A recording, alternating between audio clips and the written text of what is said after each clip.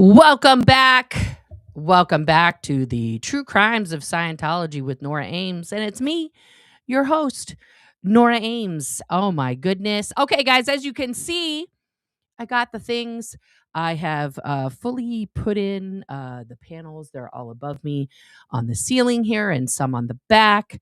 Yeah. So got a little bit of the project done. I can see that my light is there and it should not. Hang on one second, y'all. Jeez Louise.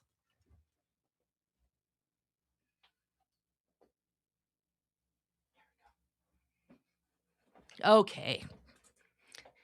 Now that's better. Now that's better. Okay. So there you go. We've got the lights up. It's this light and then I have these. There's two lights back here. It's a bit 80s vibe. Yeah. I'm a child of the 80s. There you go. I've had these lights since the garage. But I haven't, I never put them up. So there you go. Now we got all these lights up. The sound is better in here. I got new lights on my face.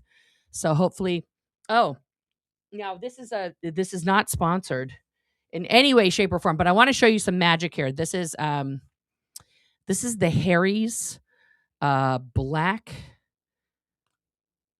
See, it's black. So for those of us who don't play with makeup, this is the easiest fix. Okay, so you just put this on. And I showed you it's black. I'm not putting on a color. Look at my lips now, guys. It's black. So this was actually originally designed for men.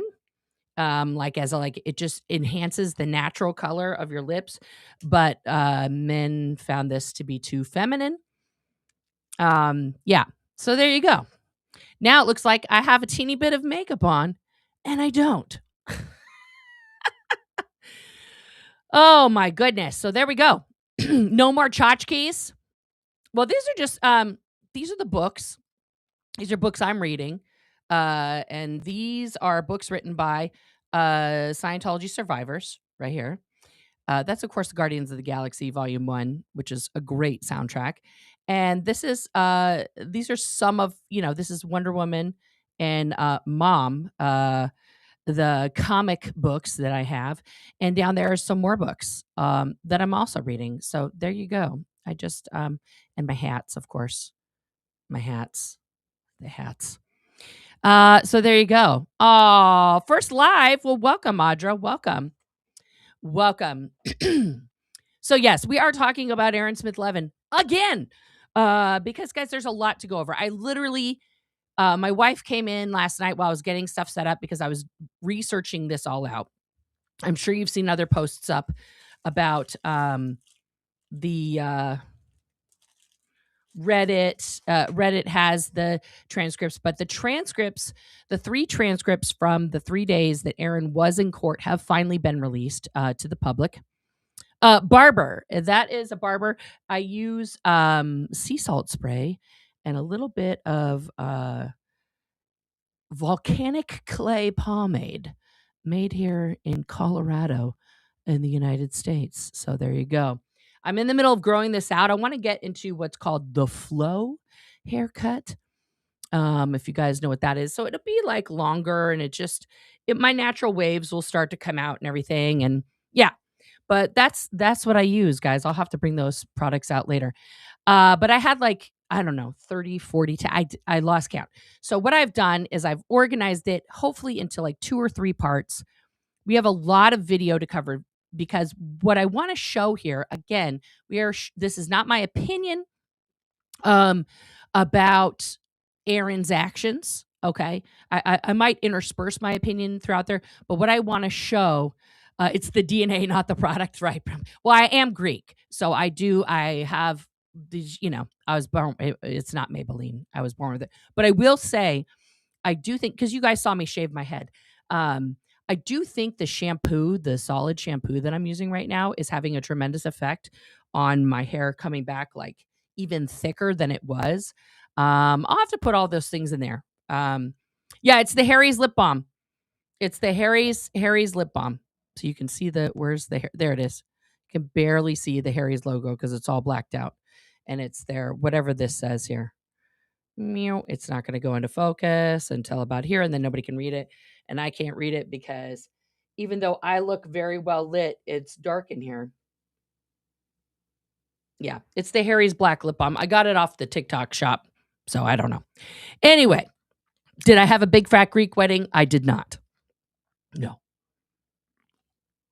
But I do have that many cousins.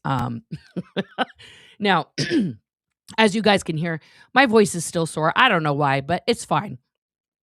So it's going to crack a little bit. I just want you guys to know. So what we're going to do is I have pulled up all the transcripts. I actually downloaded them just in case somebody decide, because one of the transcripts does contain a portion towards the end where Aaron is asked to, in court, verify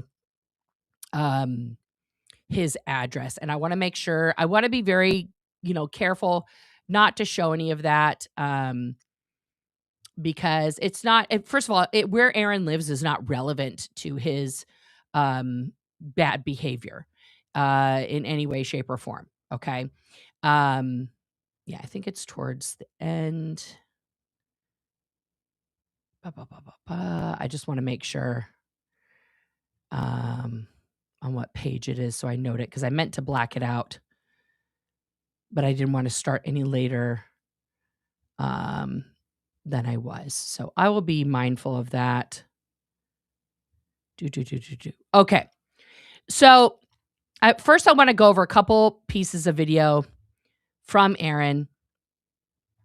And then we're going to, and I'm also in the middle, guys, just so you understand, I am in the middle of editing together a video of every John Gaffney reference. It's a lot of them from the moment he was arrested forward. Okay. But that's not really the subject of today's video. What I want to do is show what Aaron said and what was actually done in court by his lawyer, the prosecution, and of course the judge, because the story we're getting is like, yeah, it's not the whole thing. So let's just start. We're going to start at the very beginning here. Okay. We're going to start at the beginning with Aaron's arrest on the 29th. Okay. Let me pull that up here. Okay. So this is the actual arrest report. Okay. I'm going to move that over so you guys don't have the chat for the people watching on TV. Here we go. Okay. So this is the actual arrest report that was done by Officer Flores. That's the booking officer. Okay. Not the arresting officer, but that's the officer that basically wrote the incident down and then, put Aaron in jail.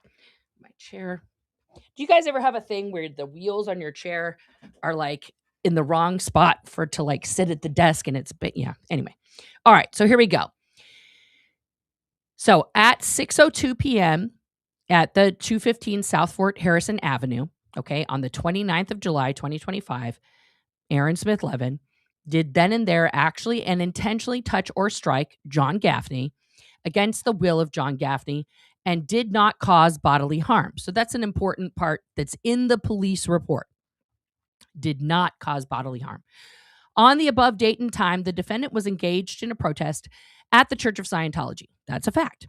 The defendant was with a small group. It was 2 additional people, Jamie and Cheryl, who were riding chalk on a public sidewalk in protest against Scientology. Again, another fact.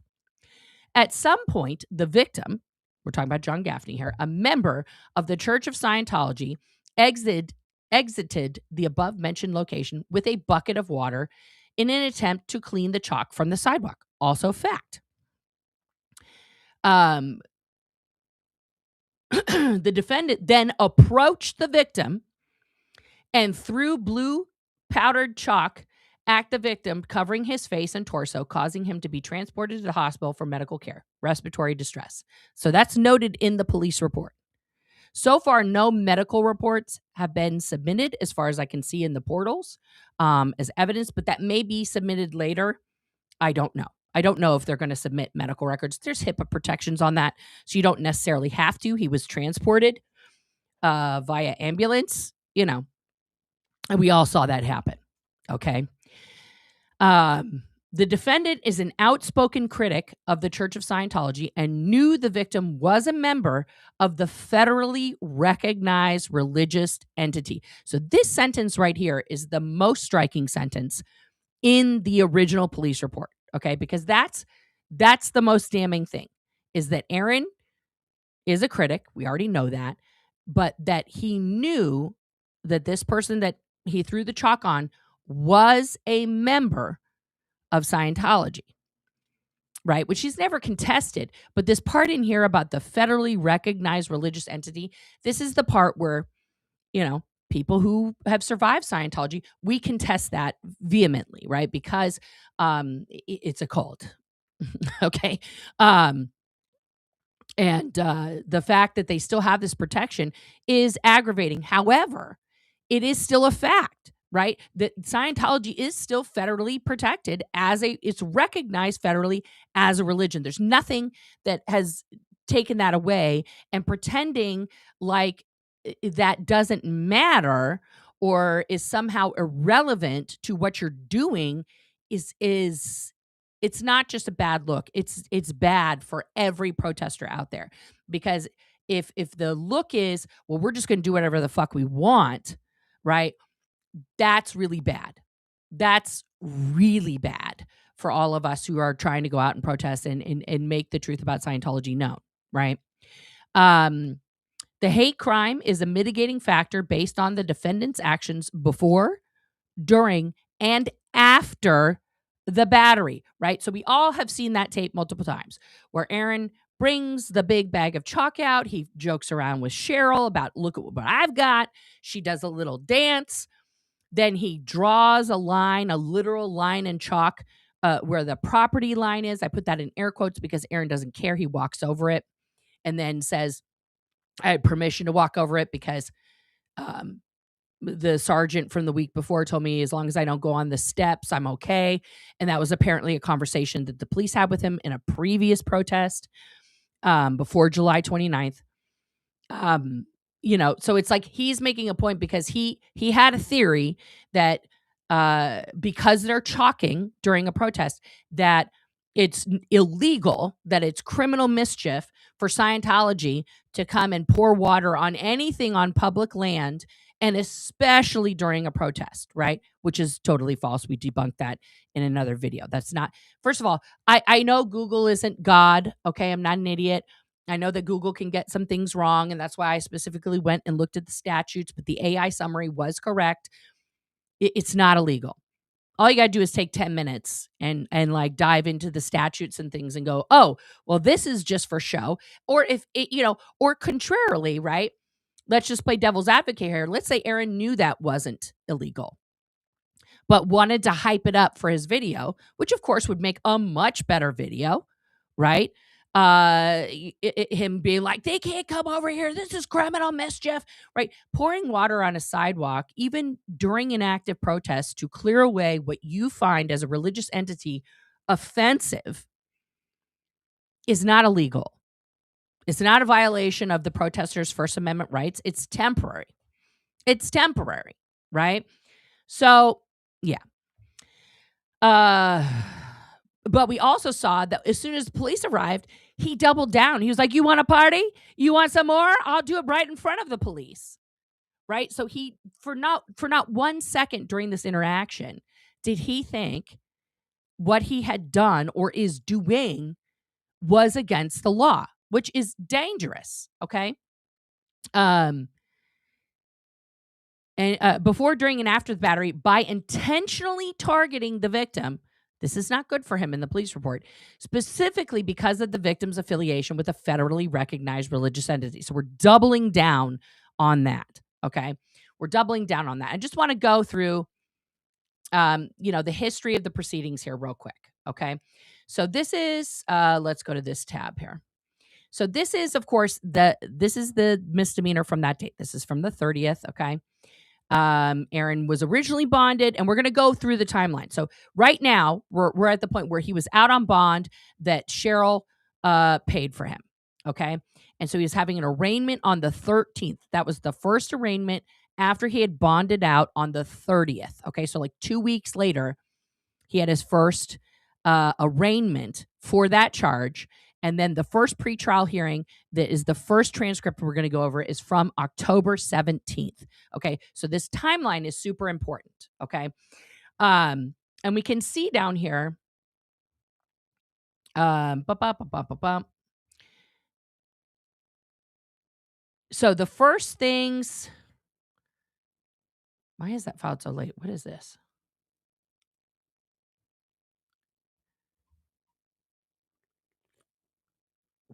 Oh, that's okay. That's new stuff. Oh, interesting. Okay, fun.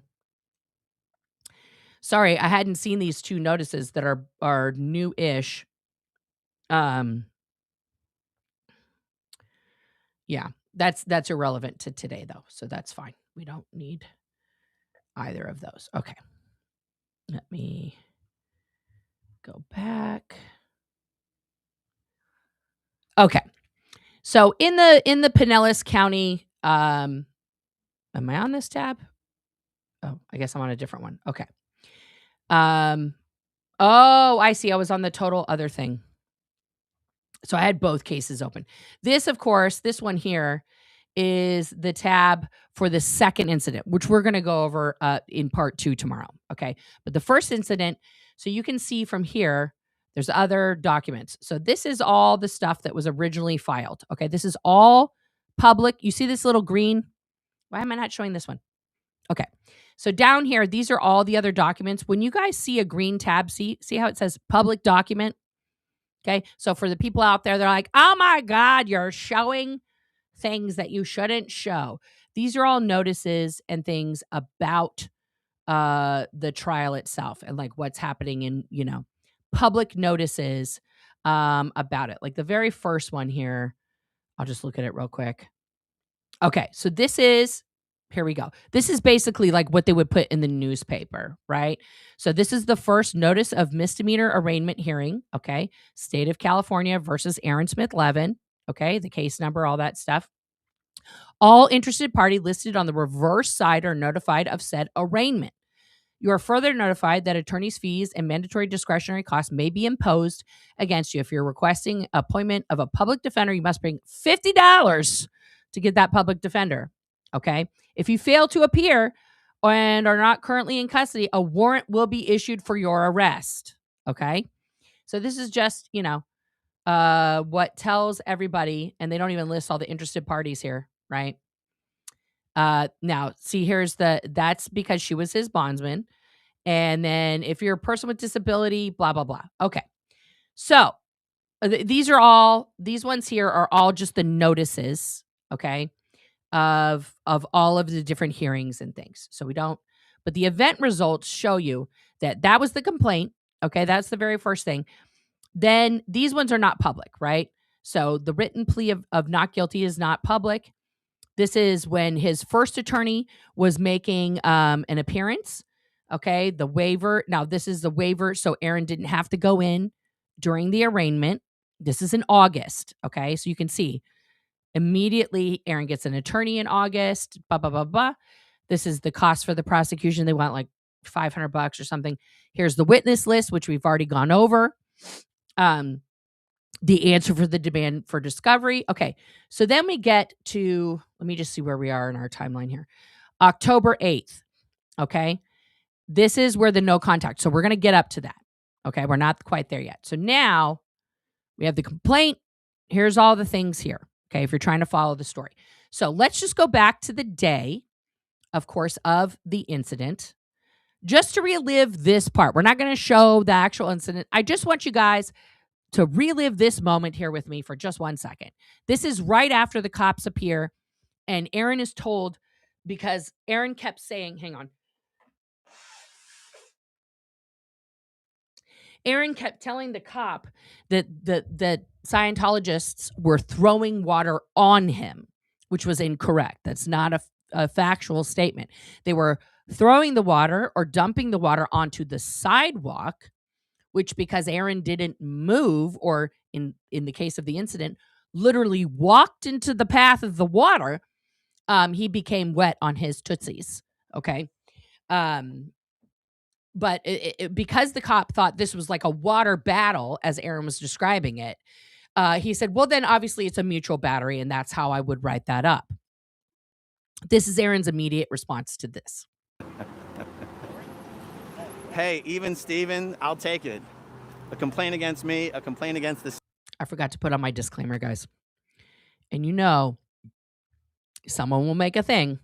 So under Section 107 of the Copyright Act of 1976, allowance is made for fair use for purposes such as criticism, comment, news reporting, teaching, scholarship, and research. Fair use is a use permitted by copyright statutes that might otherwise be infringing. Nonprofit educational or personal use tips the balance in favor of fair use. All right, there we go. And that is what we're doing here today, guys. Some fair use of content. I want you guys to hear this little cackle that's going on here. I don't think so. Technically, you're going to be listed as a suspect in a battery. That's okay. So, I'll get you a little pamphlet with the report number on it, my name. Good. So is he listed as a suspect in a battery as well? Yeah, it'll be both suspects. Works for me. Would they? I'll ask them independently, but they're witnesses, so if they want to be included, they can. I'll go ask them. Yeah, whatever they want. Whatever they want. Whatever they want. Just curious, though, how long are you guys going to be out here? I think Right there, Aaron should have known he was in trouble. How long are you going to be out here? we're done. Yeah. Rumor was that you're moving. Is that not the case? Moving. So then goes this moving rumor. He starts putting his Here, I'll stuff take it. away, I was going to say. laughing. Hey, even Steven, I'll take it. A complaint against me, a complaint against the SEOG member. It's being written up as a mutual battery, him battering me with water and me battering him with chalk, and then it gets referred. No, he didn't batter you with water. But this is, again, the narrative that Aaron is putting forth from the very get. Okay. Oh, Tampa B man, good to see you here. And thank you for that generous super chat. to the state, I guess. I mean, you want to take any wagers on whether any prosecutor or judge or however it works is going to take up a case of water and chalk? Is this Joe? Yeah. I should have taken that wager because you're in it. And as we know, he gets arrested after he ends this stream, and he starts another stream because it's always about the stream. It's not about the actual, cause. It's about his stream. Okay. So now we're going to go here. Now this is, I'm out of jail. Scientology is so screwed. Okay. So this is the stream he decided to make the very next day. Like literally he hadn't slept. He didn't sleep in jail. He came right on and streamed this on the 30th, immediately upon his release from jail. There's some debate right now on whether Scientology will try to parlay this into a request for a restraining order. I think it stands to reason that it wouldn't surprise anybody that they would try, but it would create a very ripe anti-SLAPP situation that would embarrass the hell out of Scientology. So Aaron is, to my knowledge, there is no anti-SLAPP suit that Aaron has filed or has intended to file, other than mentioning it here in this stream. I don't think he even mentioned it again. So in order to get a restraining order, and you guys can correct me if I'm wrong, because everyone on the internet is a legal scholar, including myself, you have to prove some sort of pattern of consistent harassment or stalking of an individual. Right. Yes. Correct. Not of the Church of Scientology. And you also can't call our protesting stalking and harassment because it's protected activity. What was the name of the victim? This is like the 12th time in this video that he mentions the name of the victim. John Gaffney. Right. So there's a video, of course, it's up on Rumble because I would never be able to post these on YouTube because copyright, even though, but it's here. Okay. The day after his arrest. Okay. So this is 30 minutes out of that video we were just looking at, guys. This video is an hour and 19 minutes. So 30 minutes of that, okay, is dedicated to him literally just talking about John Gaffney. 30 minutes of him repeating this guy's name. Okay. Now, of course, in between those minutes, I edited in the other things, but that's a lot. That's a third, of a video dedicated to talking about the person who's the victim in the case. Okay. And if you guys want to watch that, you can see here, and you can see the reverence that he regards Mr. Gaffney with. I don't know who John Gaffney is. I don't know what he looks like. I've never spoken to him. I mean, I guess I spoke. I don't even know if I've ever spoken to him. Well, when I said, would you want some more? We can play. Do you see how happy he got, right? You want some more? You want some more? We can play. Yeah. That's what makes Aaron happy, is when he is causing harm to someone else. Okay. So then that video wasn't enough. The next day, this video that he's doing is actually about Scientology versus somebody else. But he has to talk about, of course, the John Gaffney situation. Guys, things are heating up between Scientology and the city of Clearwater. Never mind all the other legal drama occurring between me and the Church of Scientology in Clearwater. By the way, quick update on that. In my video yesterday, I said I was just going to use a public defender. I don't really know what I was thinking. Yeah, this is where he's like, just kidding. I need a lawyer. I'm absolutely hiring an attorney. I've already lined an attorney up. It's an attorney who is already an expert in Scientology and also an expert in defending protesters against Scientology. This is the super expensive attorney that he wanted, that he didn't get the retainer for with his first GoFundMe. So he canceled that GoFundMe and then hired Lee Perlman. So stay tuned for that. I'll have more info for you on that when I have more info. Now, mind you, this is 2 days after his arrest. There hasn't been a hearing set yet. So there really wasn't like things to know just yet. Okay. Okay. Let's go to here. So now this is a video that he does the same day. He does, sometimes Aaron does multiple videos in one day. So this is the second video he did on July 31st. And this is where he goes into a lot more, okay, about how he feels, what his fifis are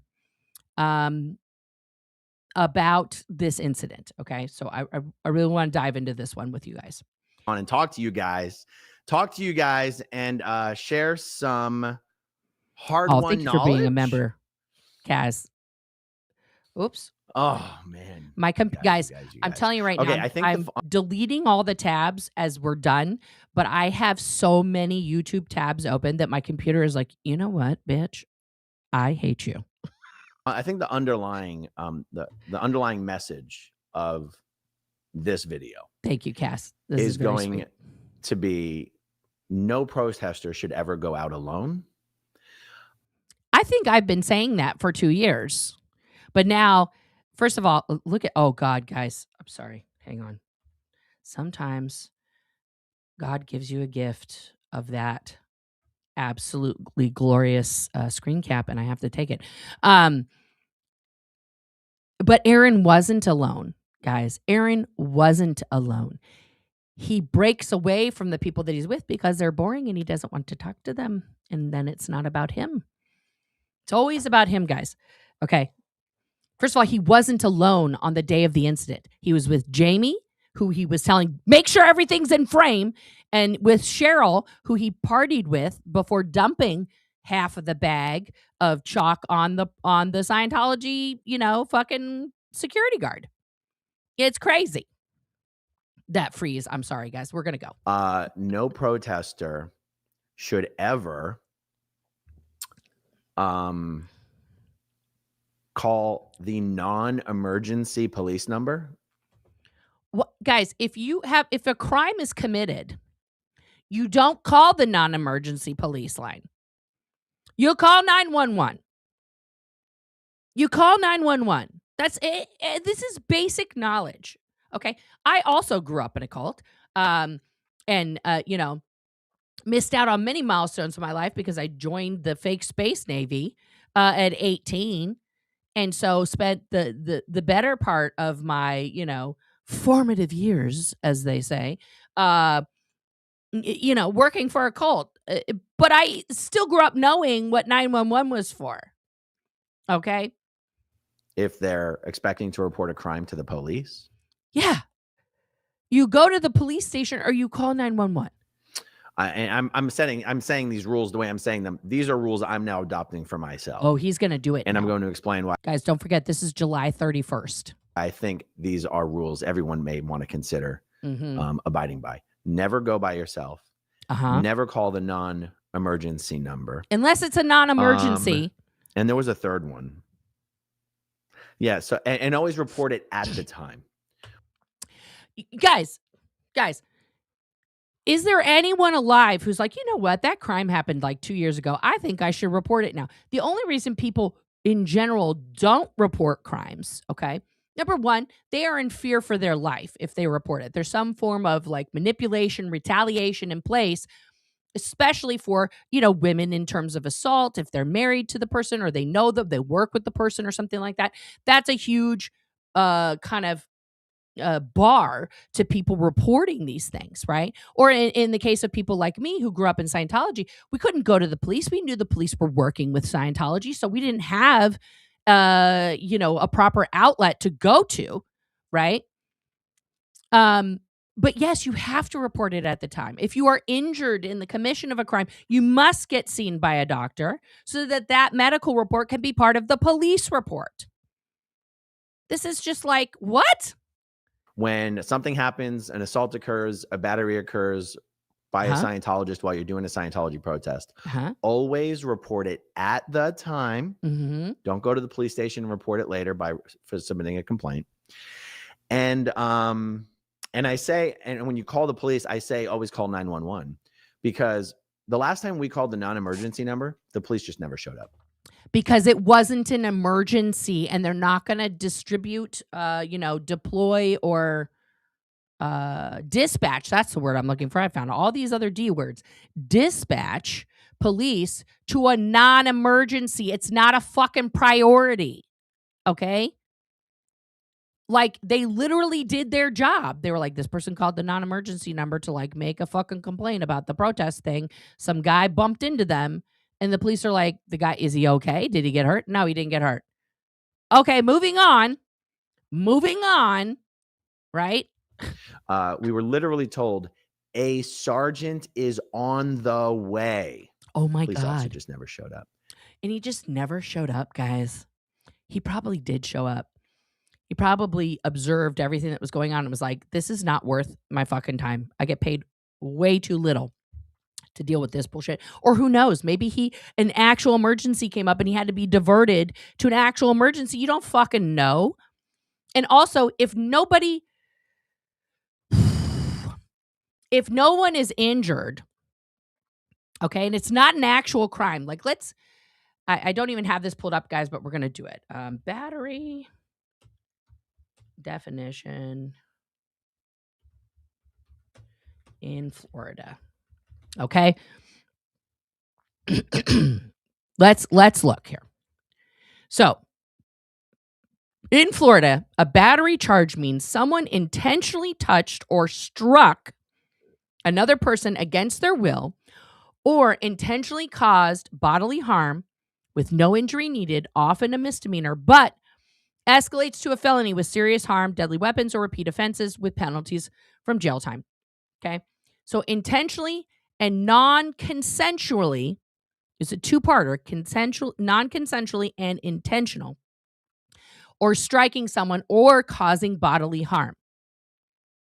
Even a shove, a slap, a grab counts if done intentionally and without consent. No injury required. Okay. So I don't know what happened in this incident that Aaron's talking about.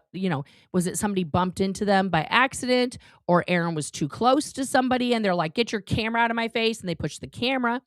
Because he did go to the police later to file charges against the woman where he was by himself after this.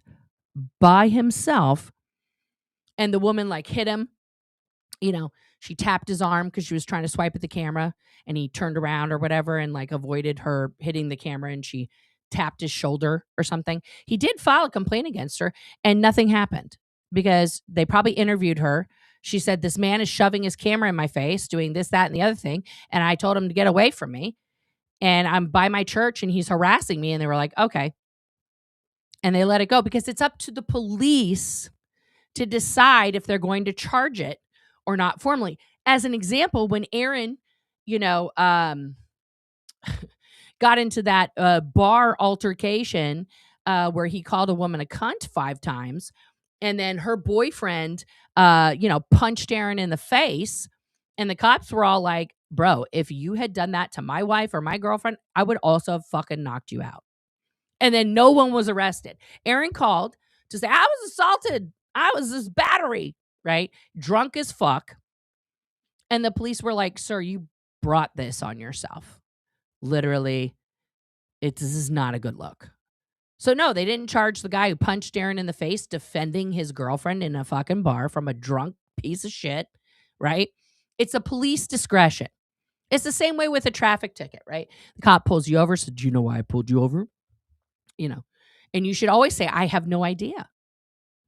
And then they describe to you the thing. Now, at that point, sometimes the cops will be like, listen, you can't do that, okay? Like you're driving kind of whew, and then they let you go. They let you off with a warning. It's really up to them in that moment and how your attitude is, right? It seems kind of stupid, but that's true. Also, racial profiling. Like I am a white lady, and so I don't get, when I sit out in the sun because I am Greek, and Greeks have 2 colors, alabaster and, bronze. Okay, those are our 2 shades. It's one or the other. And right now I'm very alabaster. But when I am in the sun a lot, I get very bronze. And of course, I have all my tattoos, and I have short hair, and I often wear, snapbacks backwards. And I was racially profiled by a young police officer who thought that I was some sort of, Latin gang member. And they pulled me over in a very white neighborhood with my son in the car. And he wasn't driving, I was. And I said, I don't want you to say, I said to him, don't want you to say anything. Just listen to me. So I come over, and the officer's got his hand on his gun, and he's very aggressive. And then he sees me up close, and I hand him my license before he even asks for it. And I say, officer, what's the problem? What happened? And he says, oh, and he starts looking at my license. He's like, oh, hi, ma'am. You didn't come to a full stop at that stop sign back there. I was like, oh, no, I really thought I did. Are you sure? Because I'm so sorry if I didn't, but I really thought I did. And he was like, let me talk to my sergeant. So this was like a new cop with his sergeant. They went back, realized that I could basically be their mom. And they were like, fuck, we just pulled over a white lady. And they were like, oh, so sorry, ma'am. Just please, stop longer. Okay, bye. Right? They weren't getting their, whatever, illegal alien bullshit, that they thought they were getting. So they let me go. Okay. My tats are not affiliations, but people just see tattoos and they're like, gang, right? Which is profiling. It's bullshit. It's not a thing. Right? So it's just, it happens, right? But this is my other point. Aaron, from the moment this interaction happened and the police arrive, does every possible thing wrong that you can do in any type of legal situation. I mean, let's face it. Aaron is a straight white man. Okay? Now, there's a privilege with a capital P coming from that person. Okay? That is just facts. That is caucasity on steroids embodied in that man. Okay? And the fact that he doesn't have enough sense to even, guys, I'm not advocating for this, but even use his privilege correctly. Okay? Like, that's crazy. But he's so ignorant. Right. And we see him talk about this when he gets out of jail and stuff, like what he discovered about the industrial prison complex. And like, people in jail aren't actually bad, Oh shit, Aubrey. I don't even want to know what that's like. That's probably you probably were in the back passenger seat with your belt buckled. Probably the only person with the seatbelt on. That'd be my guess. And then they only want to talk to you. That don't even make no sense. You know, it's just it's astounding to me the colossal, and I do mean colossal mistakes and just it's beyond blunders. It is not ignorance, it's arrogance, okay, with which he's conducting himself throughout all of this. Okay? But like I said, if you want to see the 17 times that while Aaron is literally the day after his arrest, okay, on the 30th, the moment he comes out of jail, he says the guy's name 17 times in one video. That's just one. He mentions him. Now, when you look it up, he mentions him in 240 clips. So he mentions that name, John Gaffney, 240 times. That's a lot of times. Okay? So, let's get back to this mess here. Let me put Aaron on the other side. And there we go. And I want to say there's no obligation to, but how do I know? Like, I don't actually know. You'd think there would be an obligation. You're calling the police. You're just saying it's not an emergency. You are calling the police. So if I never go by, and I say, and when you call the police, I say always call 911 because the last time we called the non-emergency number, the police just never showed up. 911 calls, just about me and Jamie and now, conversely, on the other side of this, guys, should Scientology be penalized for an overuse and abuse of the 911 system? Absolutely, I think they should. They should be heavily prosecuted in every jurisdiction that they exist in for exactly that. Okay? But literally, you cannot wow, huge difference in getting pulled over from using your Spanish maiden name to Jewish. Wow. Yeah. Guys, racial profiling is bullshit. That's what I have to say about that.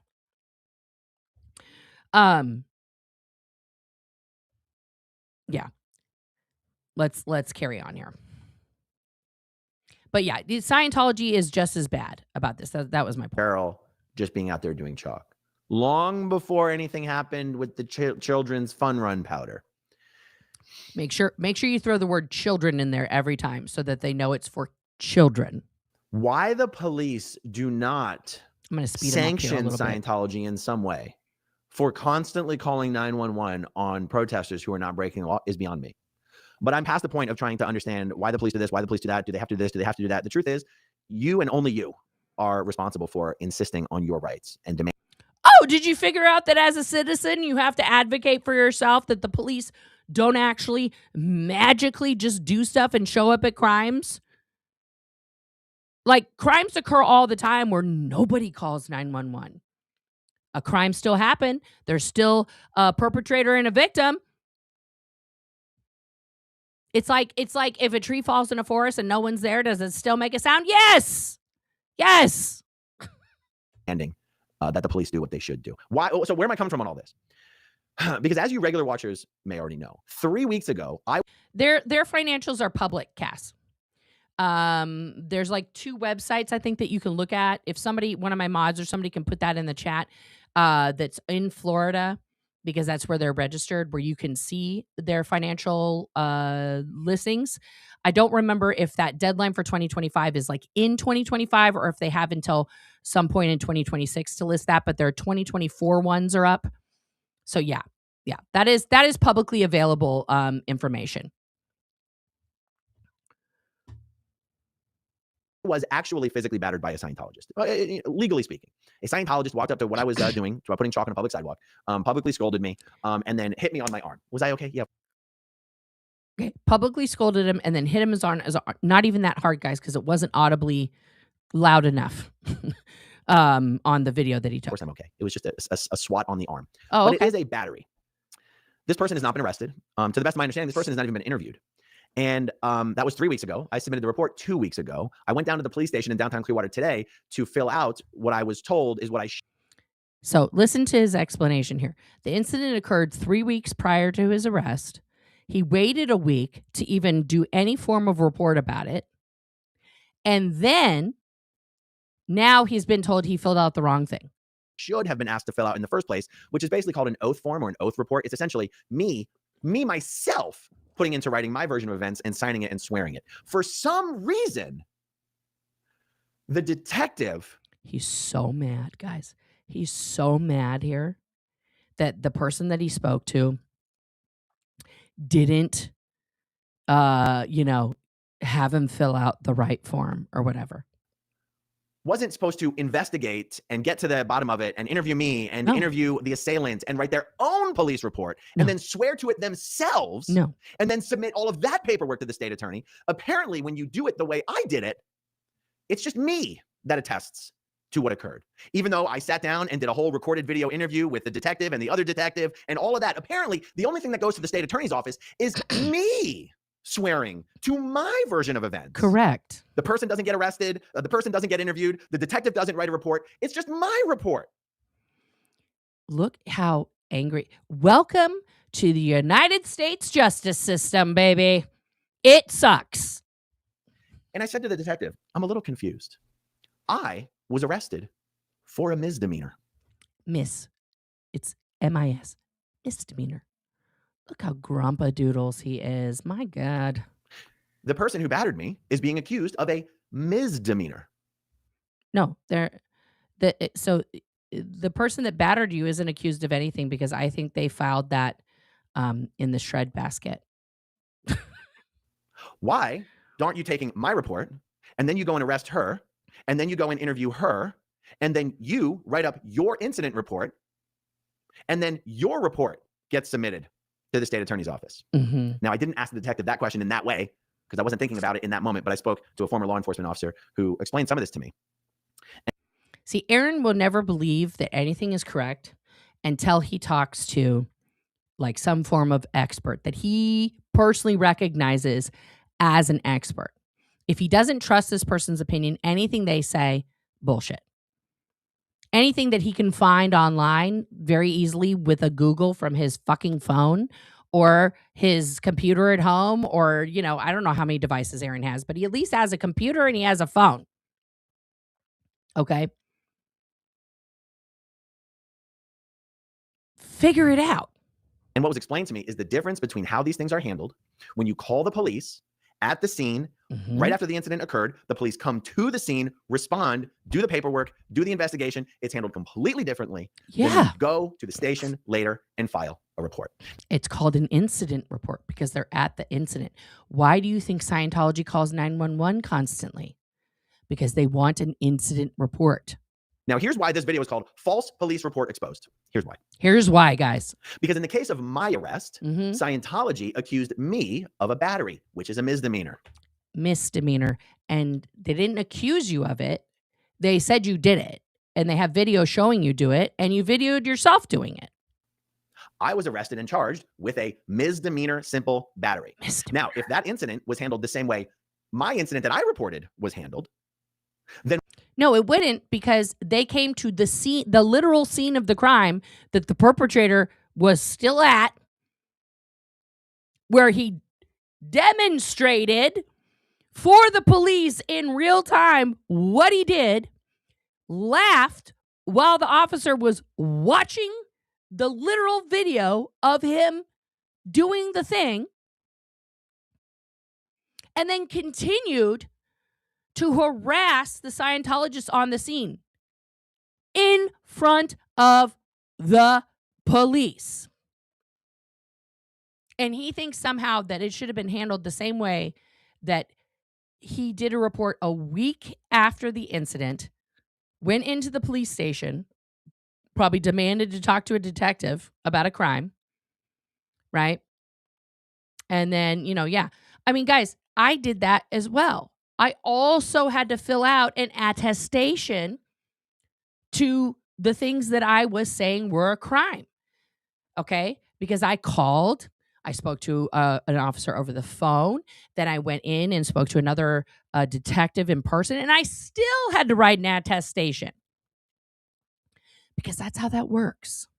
What would have occurred is the detective would have asked the Scientology Sea Org member to sit down and write out a report with his version of events of what occurred.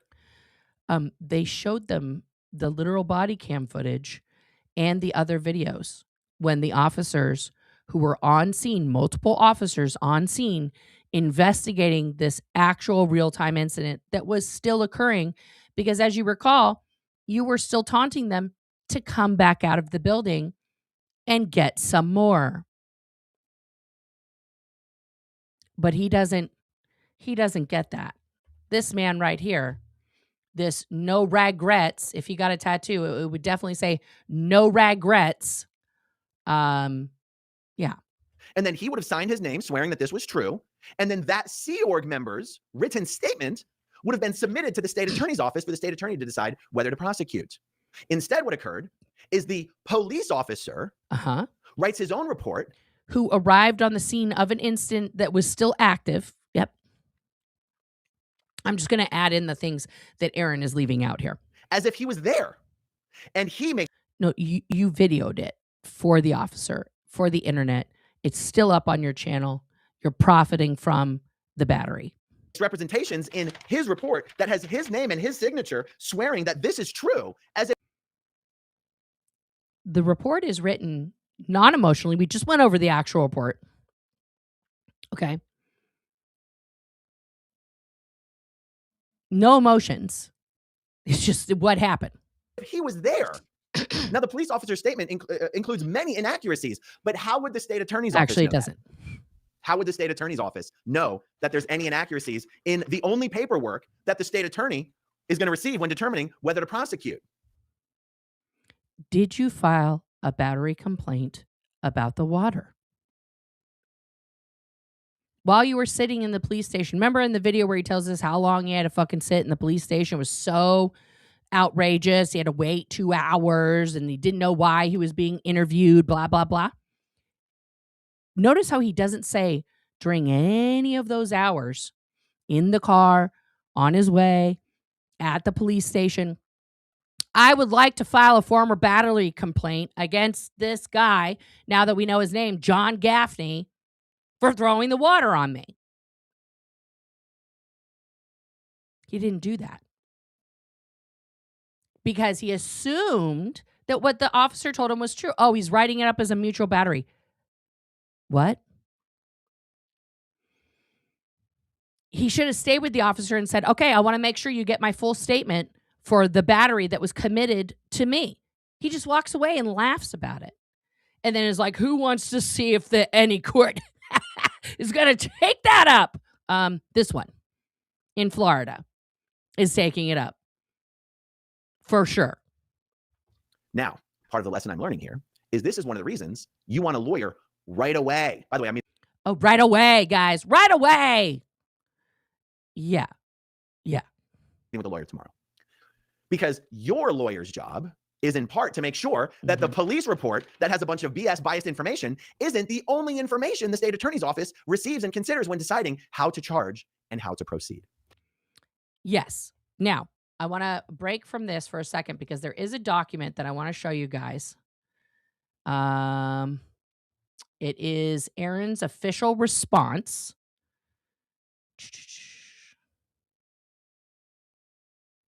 Where is it here? Okay. No, that's the motion to revoke bond. There was a different response. Yeah, we have to go over the motions to revoke bond and stuff too, because those responses are epic, y'all. Epic. Let me find that here. Do I not have that open anymore? Okay, here we go. I think it's in this one. Information filed.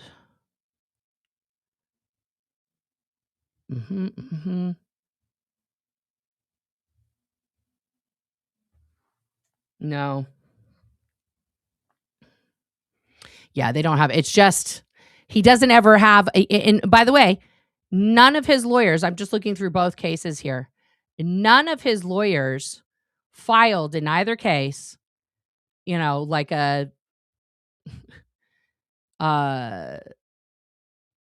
any sort of like, what the fuck is this? Right? The only thing that we have, that's just information. What even is that?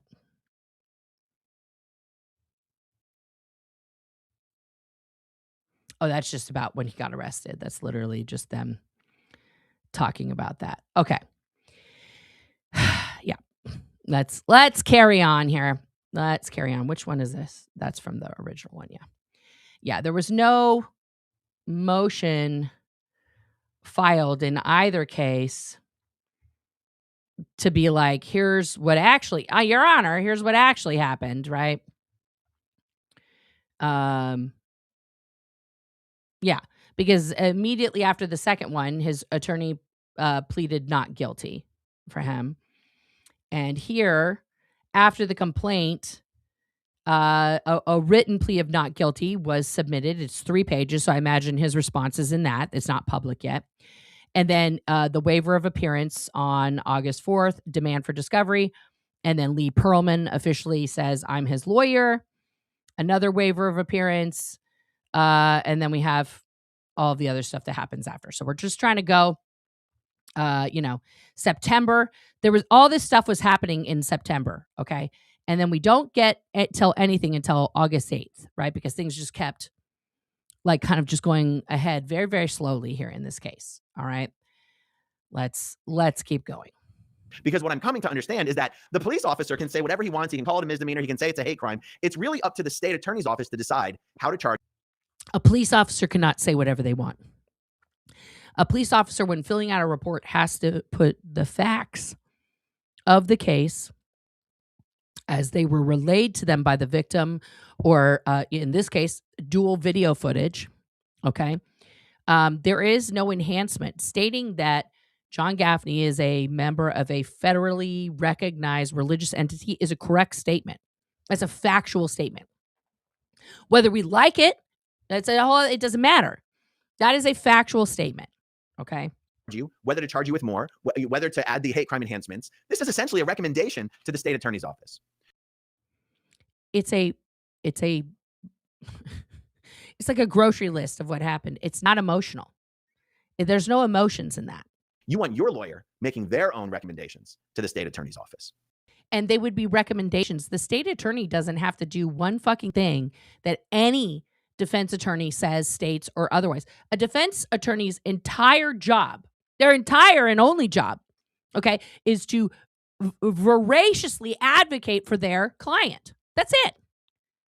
Their client can be guilty as fuck. They're still going to mount, a tremendous defense. That's their job. Okay. And yes, Zella, police often, especially in the cases where we've talked about racial profiling, love to add their own little twist in there or to make smaller things seem bigger. Right. But in this case, this isn't a commentary on cops. I'm just talking about this particular case. Okay, guys, that's a whole other show. In this case, as we can see from what was actually written on the complaint, just facts. There's no enhancement there. There's no I observed Mr. Smith-Levin taunting the Scientologist even after I was observing his own video. He didn't even put that in, and he could have. Right? And really, the difference is that Scientology called the police at the moment, the police showed up, and that's the procedure. Yeah. It's called, you were committing a crime. They called the police, said, here's crime, criminal is here. And then you got arrested. That's it, in a nutshell what happened. When I was battered, simply went to the police station later. A week later. Not later that day. A week later. Thinking these things would be handled the same. I was wrong. Okay. No, because you don't stop your stream ever to call 911. When the elderly gentleman battered him, put that in air quote, battered him, snatching his phone off the gimbal, he still didn't call 911. Remember that? He's like, can someone call 911? Other people called 911 for him to report an incident. And guess what? A cop showed up and took his statement.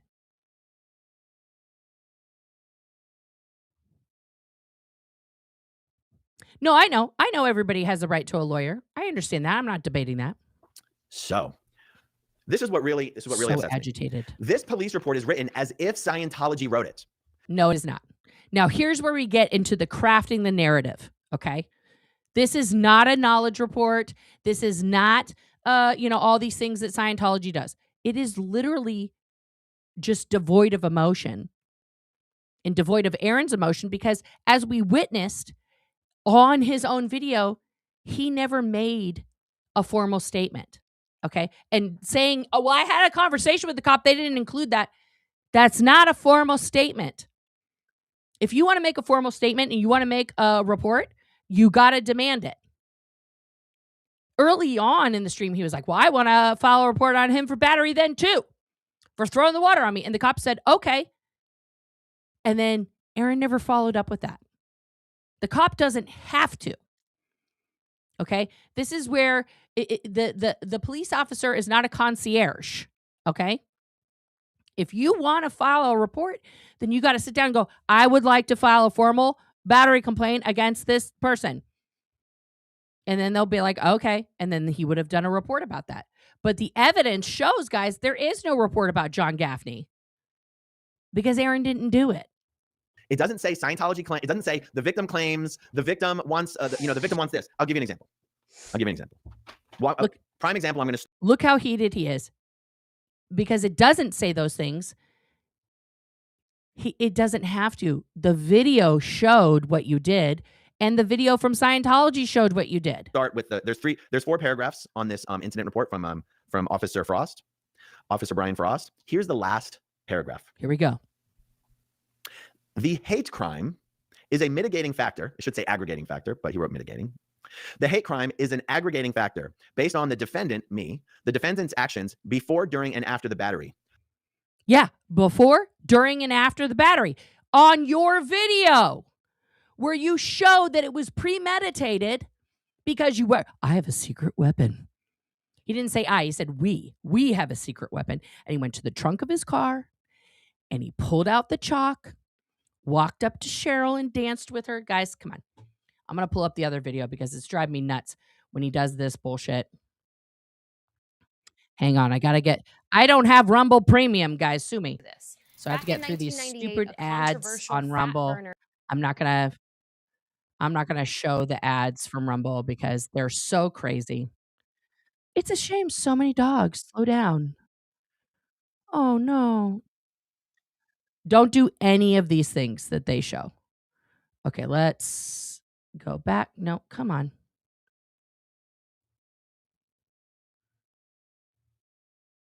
So we have to go to the part where he says, I have a secret weapon. It's before the chalk is on the ground. Here we go. Okay, this is Aaron's video from July 29th. Okay. Back as far as you can to get a nice big shot of the letters of the word. Here's again him directing Jamie what to do.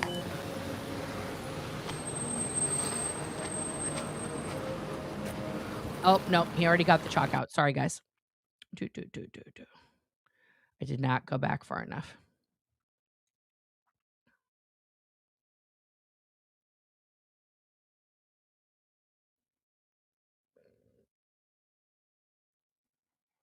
Okay, so this is the new strategy.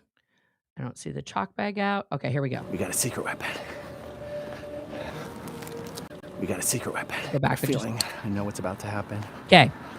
He says, I have a feeling I know what's about to happen. And then, all right. Running. We got a secret weapon. Mm-hmm. Now watch this part. He has the bag of chalk. He's walking up to Cheryl. Future protesters of America. If they come near us. If they come near us, and he's holding the bag. Splashing. Oh, okay. Especially if they have, The holy they have to come all the way over here to get Look at the dance she's doing. into our space where we're doing our artwork. You might get messy. They might. Okay? That's before the incident. Also, when he got in the face of the kid, right, who, he was like, don't touch me, don't touch me. And the kid was like, I got my hands up, okay? What?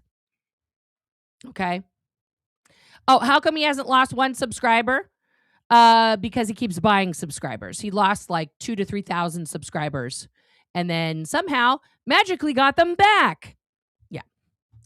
Yeah, it's called buying subscribers, guys. People buy subscribers all the time. Yeah.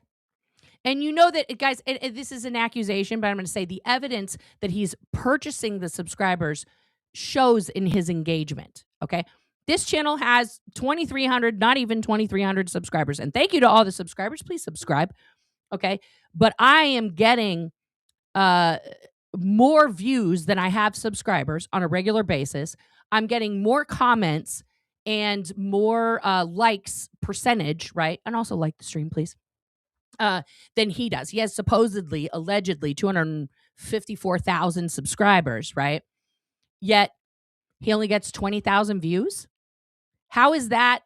That's not proportional. That's not engagement. So that's how you know that it's out of whack, right? By intentionally targeting the victim. And that would be on a regular basis, guys. That's not just like a one-off. Everybody has a shitty video. That's fine. Yeah. Specifically because of the victim's affiliation with a federally recognized religious entity. That is a false statement. That is a false statement. That statement is an opinion, a disingenuous opinion proffered by Scientology. No, that is a fact. Scientology, whether you like it or not, Aaron Smith-Levin, Scientology is a federally recognized religious entity under the law. It was recognized in 1993, and it hasn't been unrecognized. That is not a false statement. But you see how, this is what I'm saying, guys. That's a lie. That's a straight up lie that he is selling to his audience as a fact. That now this shows Scientology's collusion. No, an officer stated a fact about the Church of Scientology. Now, is it a fact that should remain true for the rest of my life? Absolutely not. Do I hope and pray and I'm working with everybody that I possibly can to help and assist them in gathering the evidence that will remove Scientology's actual tax-exempt status? Yes. Yes, I am. Okay? But saying things like that to your audience of supposedly 254,000 people as a fact is not only disingenuous, okay? It is dangerous. Because if protesters or people that are trying to emulate what this man is doing walk around thinking Scientology is not a real religion, they're not protected, so they think they can do hateful things towards them with no consequences, is a very bad look. And it's dangerous for protesters. Now, in general, protesting should involve no violence. Okay? That's I think it's very possible to do that. Okay? But, he absolutely believes it. I think he's like Lafayette. I think he's a fantastic, carnival barker. He's a salesman, guys. He's selling it. This is all part of the sales pitch. This is all part of the sales pitch. It is a false statement to say, I targeted that Sea Org member because he's a Scientologist. No, it's not. The only reason that you were even there is to intimidate and talk to those people. Now, that's proven out in the year of protesting prior to this, which I'm going to do a montage of all of the interactions that Aaron has had for the past year with Scientologists that he's come across in the wild. All of them. Guys, I'm going to be behind video editing forever. But that's fine. Because if we look at the interactions that Aaron Smith-Levin has had in public with Scientologists, it's not good. He's not making his case. And yet the police writes it here. Officer Brian Frost writes it in his report as if he's investigated all of this and he has determined this is a fact. And it's in his report as if that is a fact. The federal government says it's a fact. This is a fact. This is what happened. Now you might go, well, it's all documented on video. You think the DA's office is going to be watching my, you think the state attorney is going to be getting this police report and be like, geez, I wonder if this was on video. Can we? Yes. They're going to look at the video evidence, which is also, it's been submitted. Pull up the video. By the way, there's nothing in this police report. Actually, does it even mention that I was live streaming anything? No. This police report doesn't even include the. Look at how agitated he is that his life's work is not being acknowledged by the police. Who cares? Now, guys, also I have him at 1.5x here. I'll put it back at normal so you guys can see the outrage in normal speed. It's the same. But this is a personal affront. This is what angers narcissists, right? Malignant narcissists more than anything else, is that they are not recognized with the power that they perceive that they have. Fact that the entire protest was live streamed from multiple angles. It was live streamed from two angles, from your angle and Cheryl's. That's not multiple. That's two. Multiple indicates more than two. Two angles. Two. And then, of course, there's Scientology's angle. They weren't live streaming it, though. Doesn't even say it in this report. So this report's going to go to the state attorney. Luckily, I'm sure my attorney is going to have plenty of time to get in touch with the state attorney's office before this is the only thing that there is to be considered. Yes. And we'll get to that part later. But like, as we learned, there was a conversation between his lawyer and the state attorney's office. And Aaron basically was like, I don't give a fuck. Okay. But if it weren't, if this was going to be the only thing that arrived at the state attorney's office, they would have no idea of knowing this has been documented by the people being accused, myself, but also Cheryl was there as a witness. And he would have no. Cheryl was there as a witness, but she's not on the witness list. Interesting. She's not on your witness list, and she's not on anybody. She's not a witness. Interesting. No way of knowing. Also, how come he doesn't talk about Jamie being there? Does Jamie just not exist in his mind? Jamie's not a real person. He's not a human being. That the evidence shows this person was not targeted for anything. That in fact, it was the protesters who were being targeted. Again, this is the ultimate malignant narcissist crafting a narrative here. The protesters were being targeted? No, they didn't come out and dump buckets of water on your head and laugh at you. They threw water on the ground to erase the chalk with words on it that they don't like. That's it. That water was dumped on us. Hundreds of gallons of water was dumped on. Accurate. It was hundreds. Us cumulatively over a period of Less 3 than water dumping sessions. Water dumping sessions. It wasn't poured on you, though. It was poured on what, kids? The sidewalk. That's right. Very good. Very good.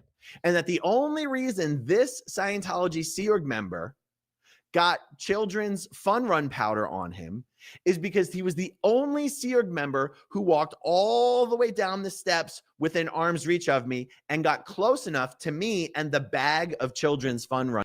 Within arm's reach of me. No, Aaron, we've seen so many times you marched over to that man, put your foot into the stream of water that was coming out of his bucket, and then shook the bag at him twice. You were not trying to create a cloud, okay? There was no cloud. If you were trying to create a cloud, you would have taken a handful out and foofed it into the air as a cloud. And then it would have been literally all over you and all over that guy in a totally different pattern, okay? It's just, but the fact of the matter is, Aaron, the chalk you put on the ground is your right to do it as a protest. It's also their right to counter-protest that protest with water on the chalk, which is where they place the water. It has never gone onto you, okay? Powder that I was holding. The that I was holding. We didn't do anything with it. So this is very early on. evidence would indicate he was not targeted at all. No, absolutely not, Aaron. You even when you watch your video back, which you find amusing, it's very clear to people with eyeballs in their head that you walked over to that man and stepped in front of him and did what you did. He was one of a group of anonymous, faceless, masked people. I have no idea who he is. We're going to get to that part here in a minute too. First of all, I object to the phraseology that he was targeted. He was not targeted. Absolutely was targeted. But he objects, though. It's like he's Elle Woods now. I object. Attempted to put a cloud of powder in his general direction. Absolutely not. Because he, of all of the Scientology staff members who were being sent out to harass protesters, was the one who got closest to me. No, you got close to him. He was not coming in your direction. He walked downstairs and literally turned away from you on purpose, and you walked over to him. Because he was a Scientologist. That's the key. Aaron, if they were not Sea Org members, let's ask the audience a question. If those people were not Sea Org members and just some citizen from down the block came out and was like, I saw this shenanigans happening and I don't like what's happening. I'm going to pour some water right here. I don't like it. Do you think that Aaron would have foofed the chalk at an angry regular citizen that's not a Scientologist? But the fact that that man came from that building, which indicates by proxy that he is a Scientologist, and the fact that Aaron had indicated earlier in the video that they were in fact security guards, okay, shows that he was moving the barriers to try and provoke them, to try and prove some point that is not a point, okay? This is all premeditated by Aaron Smith-Levin, right? He put all the shit in his car. This was an experiment. They were doing it on a Tuesday instead of a Friday, right? Because he was going to prove the Scientology was committing a crime by, fucking with his protest, which is not a crime. Because hate crime is dictated by intent. Scientology could have sent out a bunch of Correct, Aaron. It is dictated by intent, and you have made your intent clear in your actions what your intent is towards the Scientologists in that building. You may have a charity with the dumbest name on planet Earth for people who are escaping Scientology that also claims to be helping multiple people, and in one of these transcripts claimed to have helped 50 people in since its inception, which, Scientology was shocked at. And I would love for them to ask for the records of that. But that doesn't erase your actions in real life. That doesn't erase the actions that you're doing to Scientologists. Nameless, faceless, non-Scientologist goons who had nothing to do with Scientology to dump water on the protesters, and the treatment would have been exactly the same.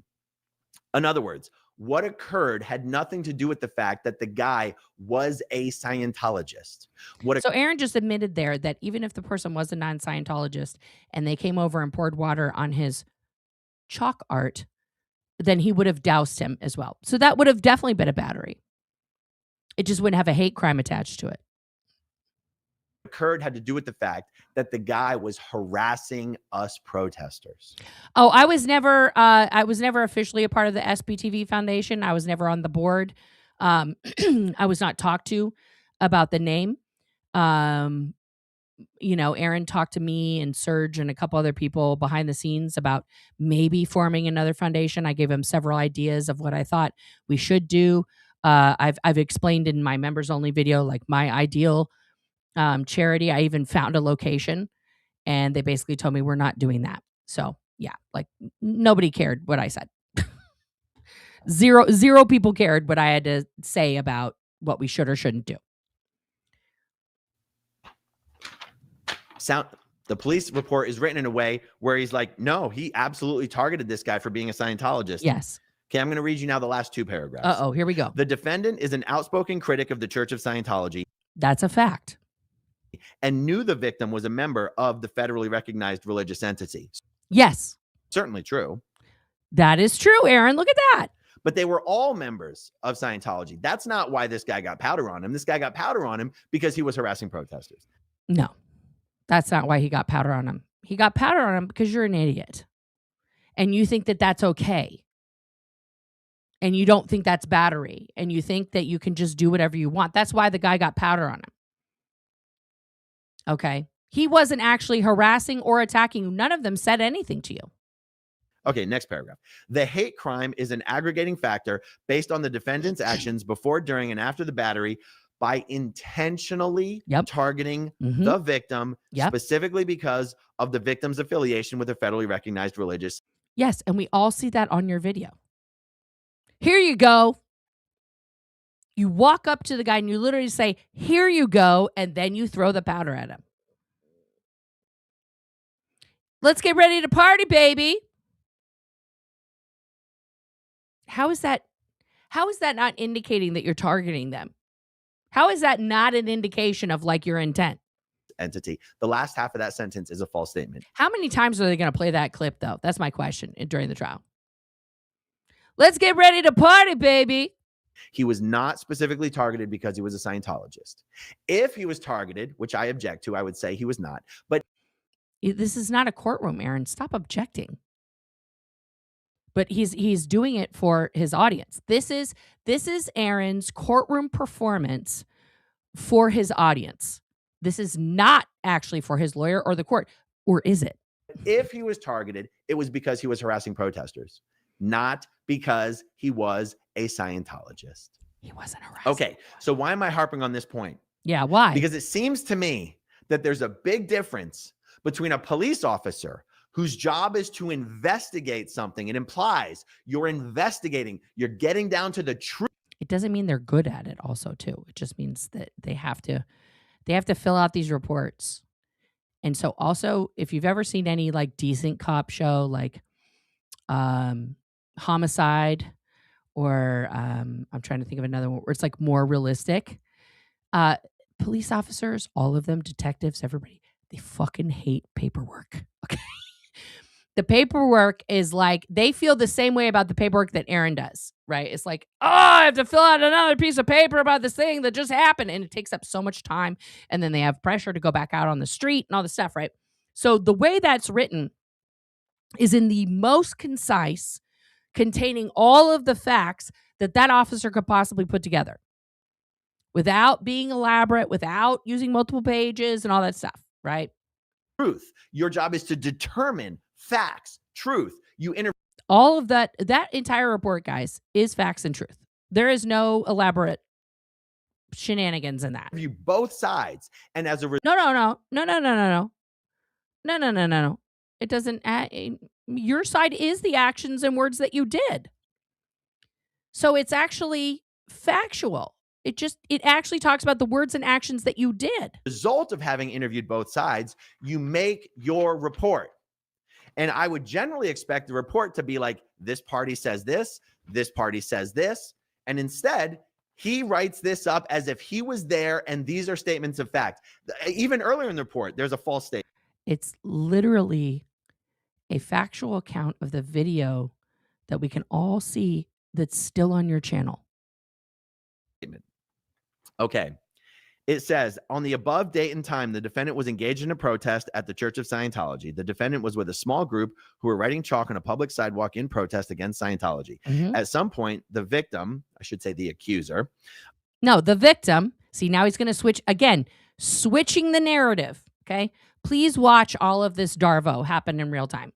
A member of the Church of Scientology exited the above mentioned location with a bucket of water in an attempt to clean the chalk from the sidewalk. That's what they were doing. The defendant then approached the victim and threw blue powdered chalk at the victim, covering his face and torso. This is the part where he thinks this is the aha gotcha. Listen to his explanation. That is a false statement. his face and torso was not covered with chalk.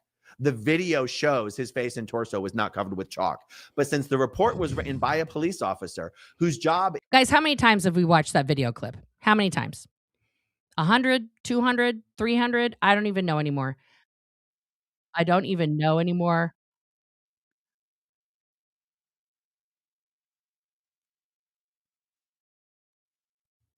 We'll watch it again. One last time. Here we go.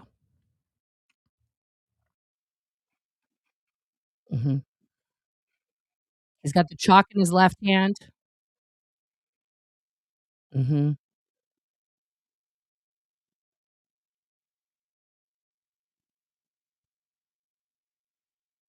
Because it's not about protesting. Let's get it ready to party. Twice. Party twice. There he is. Look at him not move from the water. Here you go.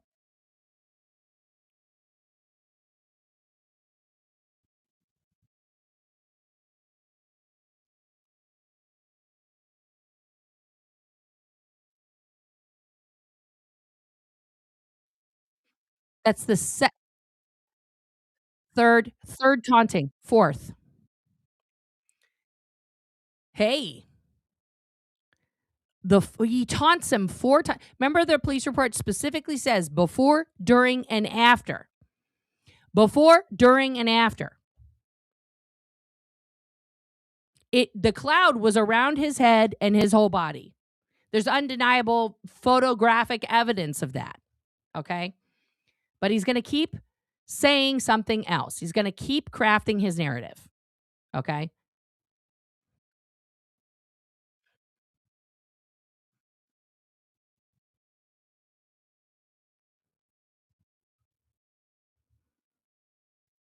We're going to go back.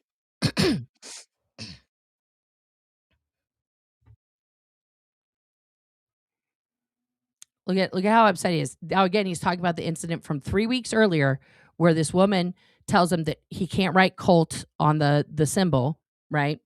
And that he shouldn't, and she tries to take his phone and she's like, "Get that out of my face," right? Because he follows her all the way up to the door.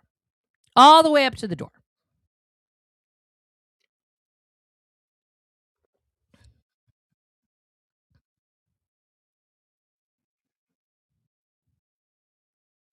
Aaron is muted right now. Let me refresh here.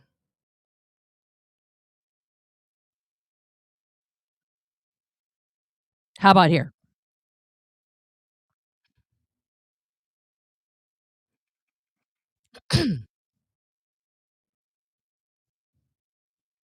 Still muted? Okay, let me unshare it and try sharing again. I'm so sorry, everyone.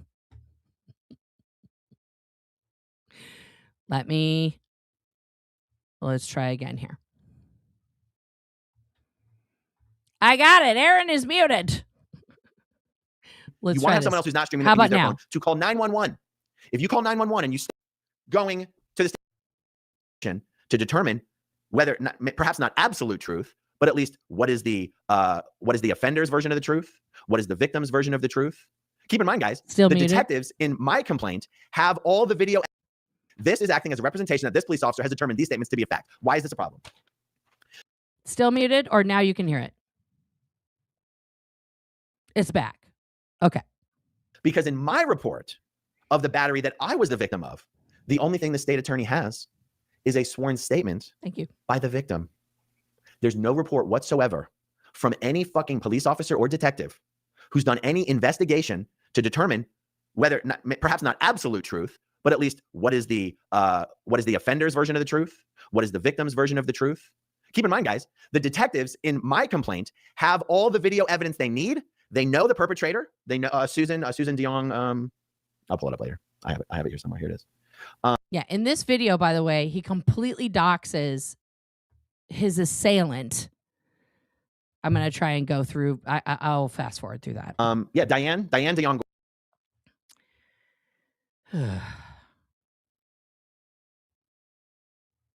my knowledge, the detectives didn't even interview Diane.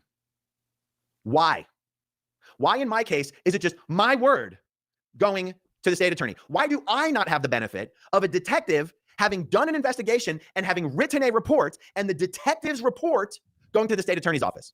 And this is actually what really caused me to be like, okay, I got to do a video about this. People need to understand, if you call the police right then and there, which is one of the reasons I say go with someone else. Because if you're streaming, you want to have someone else who's not streaming that can use their phone to.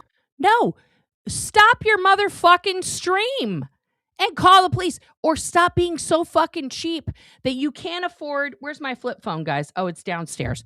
That you can't afford a Mint Mobile fucking flip phone that costs less than $100, and the plan is like you could just get talking only, and it's like $10 a month. What the fuck?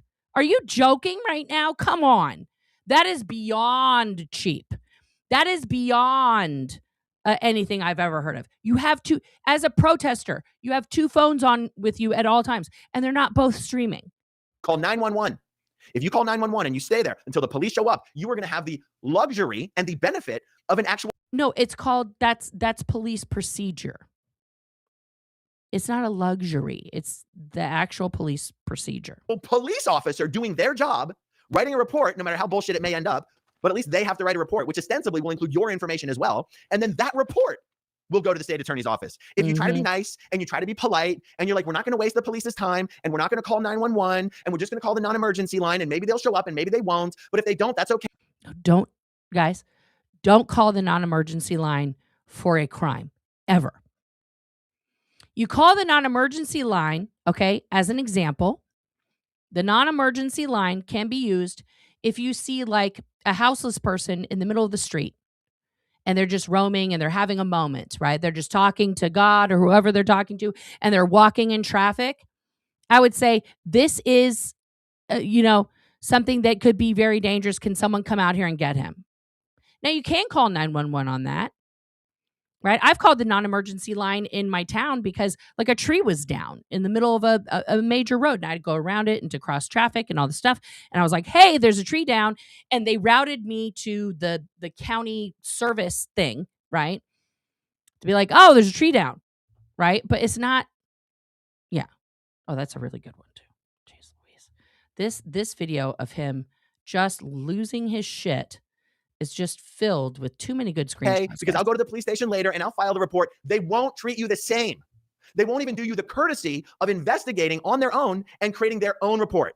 They'll interview you, and then a week later, they'll ask you to put into writing everything you already told them, and then they'll ask you to come down and sign your own statement so that they can send your statement to the state attorney's office. He's so mad. He's so mad. Again, the reason I'm upset is because I am at least assuming, I could be wrong about this, and maybe all my outrage is for nothing. Yes. I'm assuming Correct. that a state attorney puts a little bit more weight on the sworn statement of a fucking police officer that says, pursuant to Florida statute 92.525 and under penalty of perjury, I declare that I have read the foregoing document and that the facts in it are true. The facts in it are true, Aaron. This is a demonstration in real time of a malignant narcissist being found out. This is what that looks like. This is literally what that looks like. The police officer swears that everything he put in this statement is true when it is in fact not true. There are false statements in this report. So there's no false statements in the report. In a court of law, okay, when I end up going to court, if I end up going to court, you do. This is future me telling past you you're absolutely in court. Who's responsible for the false statements? The police officer? Also, do you guys think that this video 2 days after getting let out of jail was the thing to do, to start bitching about the police and the report on a public video that is literally still up on his channel?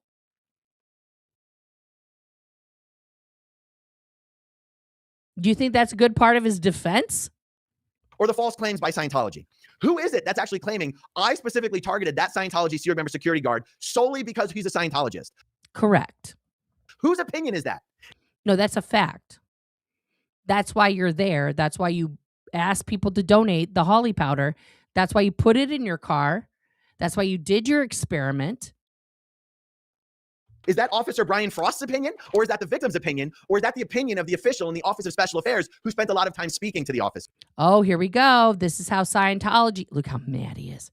So now it's a Scientology OSA narrative, not the video that you took of yourself doing the thing that you did.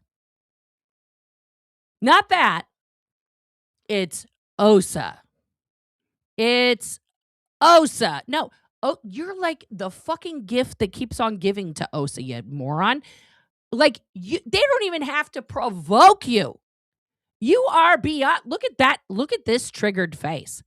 He is beyond anything that OSA could have dreamed. He is OSA's wet dream, is what I'm trying to say. Like, this guy being so unhinged is a danger to himself and a danger to everyone who goes to protest near him and protesters that have nothing to do with him. Because I promise you that everything that happens in this case, first of all, Scott's fucked. Okay. If Scott was smart, he'd try to settle his shit right the fuck now.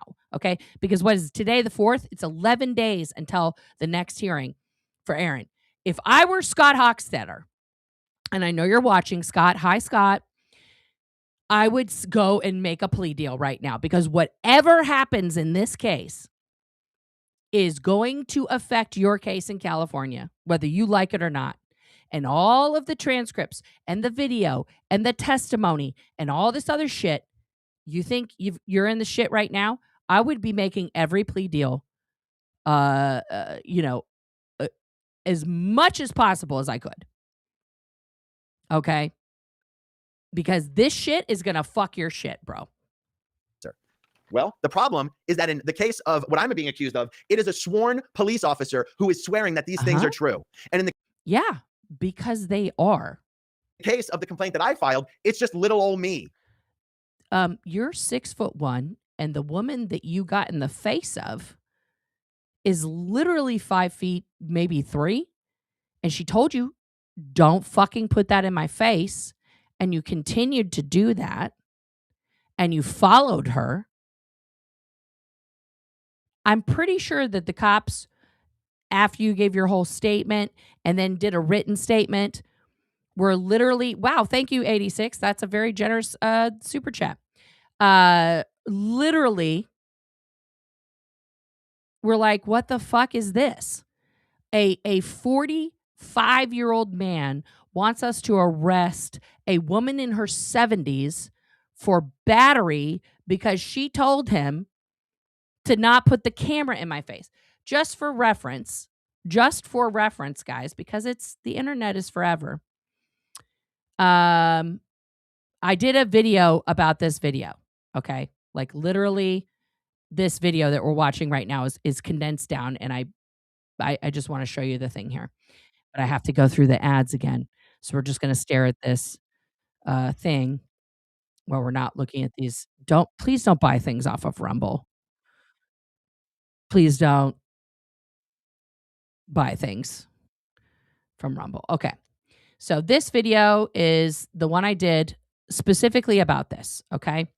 This is the disclaimer that I put at the front here. So let's, we go over all of the police report. La, la, la, la, la. Okay. So nope, that's the same incident. This is a good summary of this video, but I wanted to show it in full today for a whole other reason. So where is the 3 weeks earlier?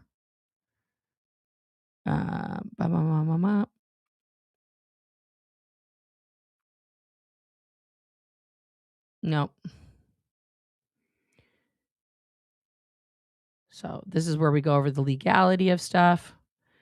That's the water attacks. Where is the incident from 3 weeks earlier? Because I put that in here. La, la, la. He gets so angry. It's so much anger to wade through to watch all this stuff. It's a cloud. It's not illegal. I really thought, did I put it like right at the beginning?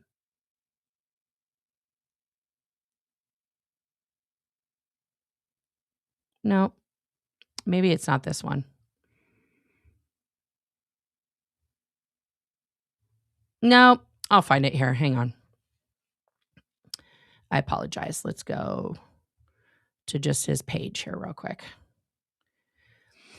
Because the incident that he's referring to occurred 3 weeks prior to the chalk incident, right? So we just have to scroll back. And the chalk, that's September 5th. So we got to go back. That's August. Because he doesn't include. Okay, so June 27th. It's this one. Okay, so this is Oh, yeah. July 9th. How many hours? Here he is. Scientology's Now again, Sea Org's this is before the chalk incident. Okay, so he's here chalking by himself. Okay, he's outside of the flag building. And okay, so it happens right here. He's out here doing this art. Yeah, let's get it in there real nice and good. Remember, guys, no mistakes. Just happy accidents. Actually, it's after he writes the word cult. It's towards the end here. Yeah, let's get it right in there in the nooks and the crannies. Okay. We don't need to listen to him having a sexual moment with his word cult here. Really took a lot of time. I'll give him credit for that. Really put a lot of time into writing the word cult on there by himself.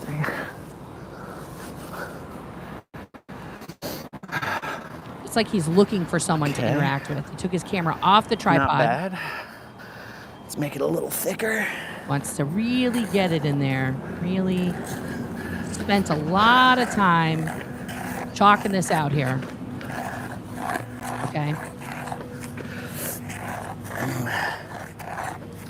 Listen, let's not fat shame Aaron because, guys, I am also fluffy and I get out of breath very easily. I have severe asthma and, you know, I'm suffering a lot after having COVID twice. So let's not do that.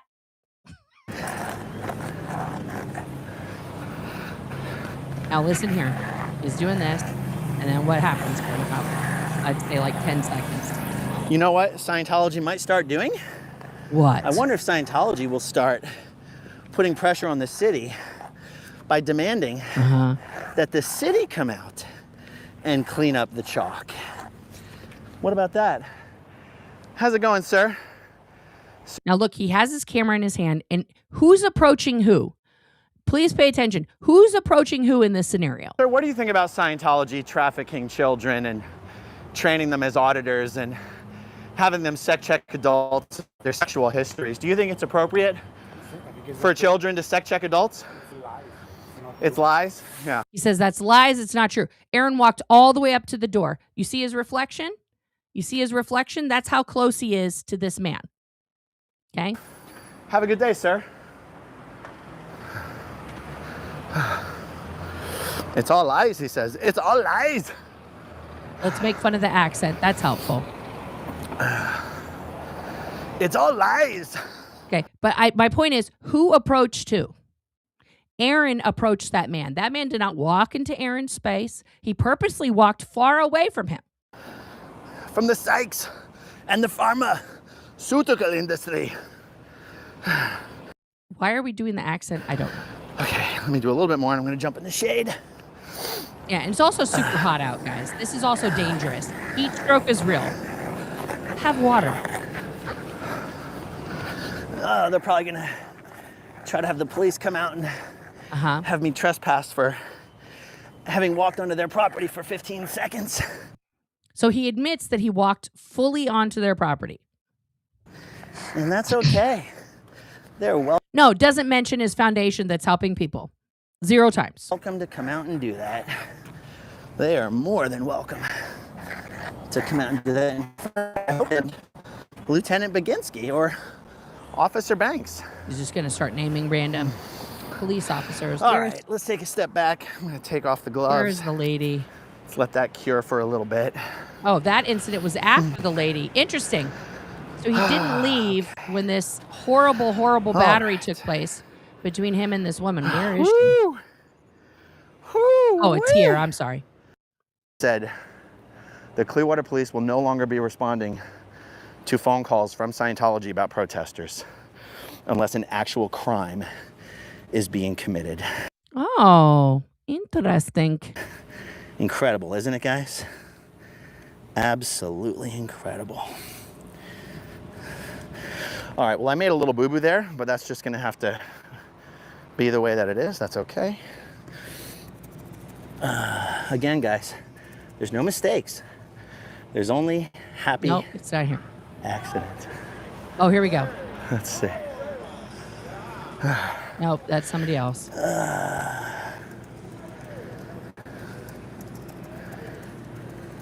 Where is this woman?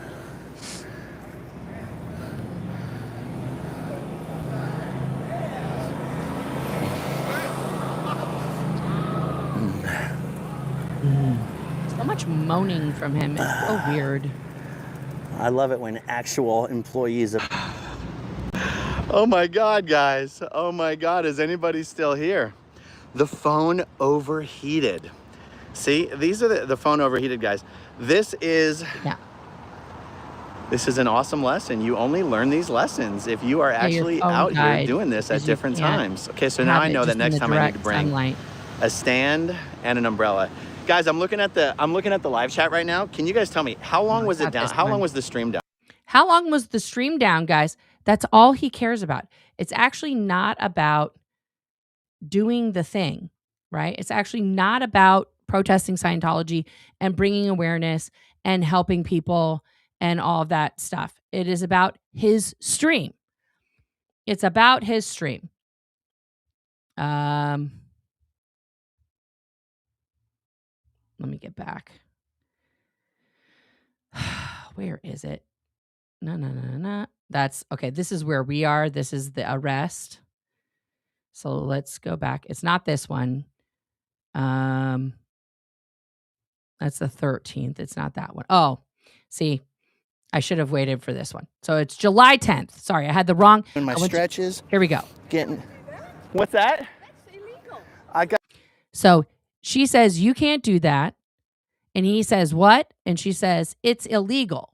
I gotta tell you what, ma'am, it's. So now, instead of just staying where he is, where he's creating this art that no one should touch, his priority is what, guys? To get his phone and get in this woman's face. Actually not illegal. It's not public property. You know, ma'am? You can't do that. It is. So she says, you can't do that. It's on private property. And he says, actually, right now, he doesn't need to go near her. She can hear him. They're having a conversation. Public property, actually. So now this woman's debating on whether or not this mural is on public or private property. Half is on private, half is on public. Now she says, go away twice. Now, who is following who in this instance? Who is following who? It actually is public property. Did you know that? So now she misses his phone. Out of my face. Man. And so so as he's turning away from her to protect not his body, but his phone, she tapped like this part of his arm because he's holding the phone with his gimbal, right? You just assaulted me and I'm going to call the police. Go for it. You just assaulted me and I'm going to call the police.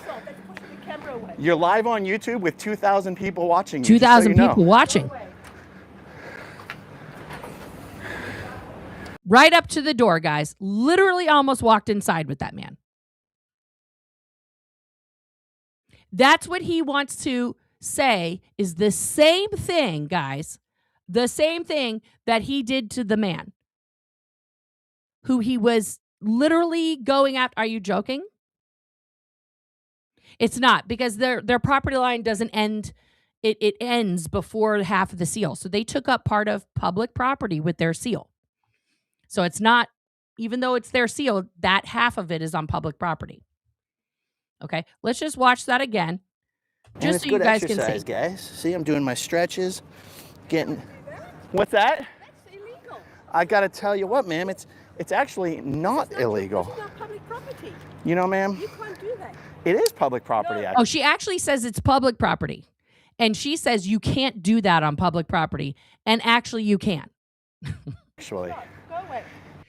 Go away, number one. Right there. She's saying, go away. Don't fucking follow me. It actually is And he gets closer to her, guys. public property. Did you know that? And so she's mad that he's getting close to her. Get out of my face. Ma'am, you just And you heard it. Boop. There's a little boop. assaulted me. I'm going to call the police. I'm going to call the police. Does he call the police, guys? No, he did not. No, he did not. Go for it. He put out the video on his channel. Okay. He put out the video on his channel and he did what? He tried to get people to identify her so that he could what? So that he could dox her and then file the complaint. He didn't call the police immediately and show them, I'm not failed, but thank you. I went too far because I thought it wasn't going back to the right thing, right? He did these two. So this is the date. And then he does this one. Let's just see. Is it from the same day? Yes. So then that night he goes and replays it. Let's go here. Okay.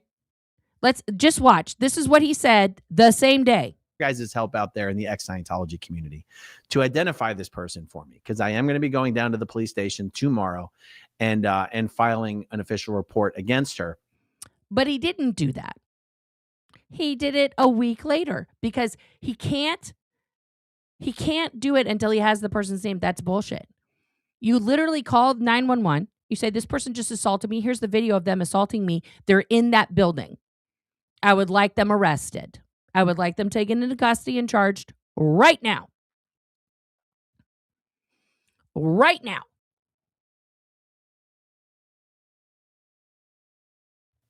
I would not normally do that, but I'm going to explain why.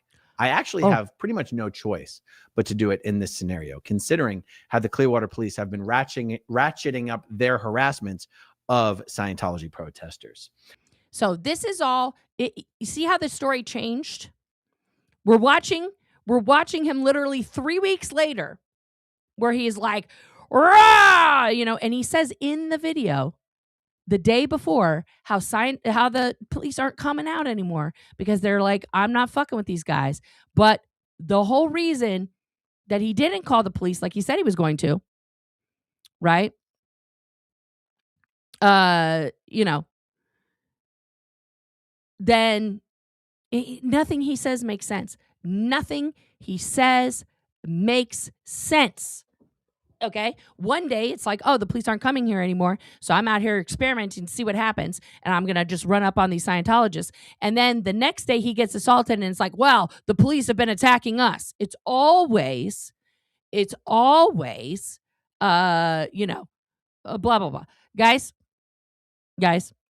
here's the deal. I see that everyone is up in arms because 86 GOP isn't blocked in my chat. Okay. I don't ever, what is happening? My phone, for some reason, I think I'm pushing something with my wrist and it keeps trying. No, I'm not. What? Okay. I've literally activated something weird on my watch, guys, and it keeps trying to give me directions or something somewhere to like Costco or something. Anyway. And then it recorded a note with what I was saying. I don't know what's happening. Anyway. So here's the deal. 86 GOP, prior to my coverage of Aaron, has never come in my chat. He has been in other people's chats, encouraging, applauding, and paying people various amounts of money. I made jokes for all of last year about like, where is my money from 86 GOP? And I never got any until recently. Okay. No one is preemptively blocked in my chat. Okay. You only become blocked in my chat ever, and this is my personal rule, if you are a dick in my chat. Okay. Everyone, including Aaron, who's blocked in my chat, has come in my chat and been a dick. Marilyn, same thing. Cheryl, same thing. Okay. It's not just like, oh, you're mean to me on your channel. Block. Right? Block, delete. I don't do that. Okay.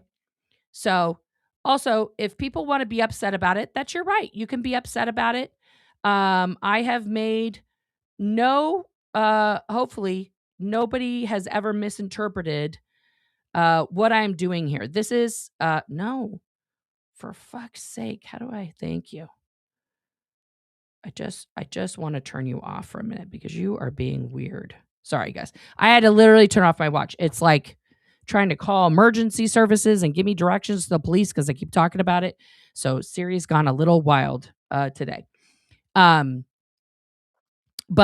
can you be a dick in my chat, but pay you for it? No. And that has happened, Jake. That has happened where people will super chat me just to say you're a bitch. And so, yes, I guess. I mean, if that's, what you want to do, you can do that. I mean, yeah. Yeah. So, yeah, it's just, it's off topic. 86 GOP, first of all, 86 GOP started funding this guy. 86 GOP used to be Aaron's biggest donor. Then 86 shifted and started funding Scott, which really upset Aaron. And so then Aaron started poking at Scott and got into this fight with him and then accused him of taking money from a Scientologist and calling 86 GOP a Scientologist. Because as soon as he stopped funding him, of course, he's a Scientologist and it's a thing. And then 86 GOP started funding heavily, Tony D'Amato. Okay. I have no idea what 86 GOP's agenda is, or if he just likes things that are entertaining to him. I have no clue. I've never had a conversation with this person. Guys, this is my job. If somebody gifts me money, that's kind of part of the job. Okay. So there you go. Whatever. You guys can unsubscribe, don't watch, whatever. That's your choice. Because guess what? This isn't a cult. But like literally, this was this man's biggest donor during like the 22-23 Masterson shit. Okay. That's how it's gone on. All right. So there we go. Let's carry on with this. Okay. So this is the person right who hit me. This is now she only hit me on the arm. Okay. I survived. There was no blood. I was not knocked down. I do not have a concussion, at least not yet. I'm going to be checked out at the doctor tomorrow. That's a joke. That's mocking people who get actual injuries and then go to the doctor. Because Aaron is so cheap that during the LA incident with Juliana, where he claims she broke his toe with the fucking lamp in the room, he still didn't go to the doctor. He went to a CVS to get bandages because he was bleeding so much. Right? And then during the door incident, which happens on the 23rd of October, he claims again that his foot was battered. No police report, no doctor report. This is a pattern with him, but then he blows up the incident so that all you focus on is this person and not his causation, his provocation of this incident. If he had stayed put by his little drawing, okay? Yes, please send me boxes of money. Thank you, Diane.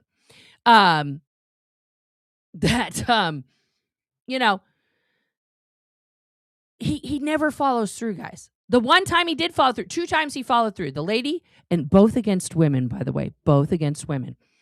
The lady that showed up and she was acting kind of cuckoo-cuckoo, who he also had his audience docs for him.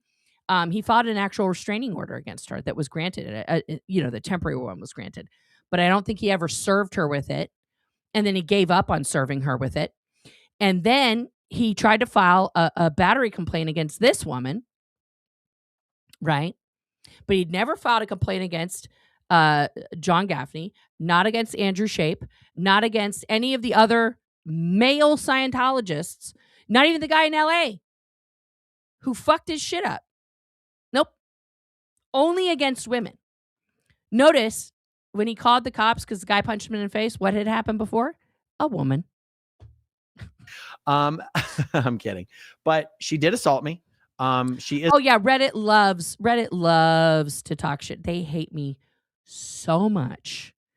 They love to just be angry about anything that I'm doing. They cannot stand me. Oh, I'm sure there's going to be 150 critiques about my background, about the lights, about where I paid for all this out of my own money, which is the money that I make doing this. I funded this. Yeah. She's the one who approached me to begin with. I'm going to. Again, see that lie right there? She's the one that approached me. No, she talked to you. Aaron, when someone talks with words to you, that is not an invitation for you to come in their personal space. This is a big misunderstanding that you have. Oh, she included me in her New Year's resolution? Oh, #blessed.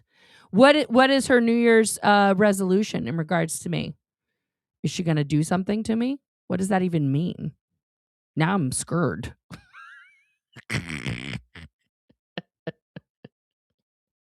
No, that's actually not why they're mad at me, Jake.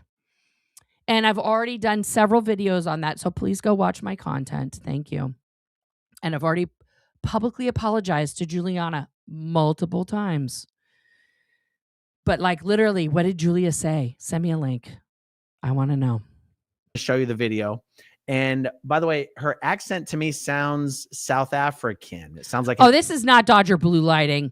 Shats, you take that back. Afrikaans accent. Scientology is small enough that there is someone who watches my video, I'm positive, who knows who this person is. I'm positive this person's going to give me all of their personal info as fast as possible.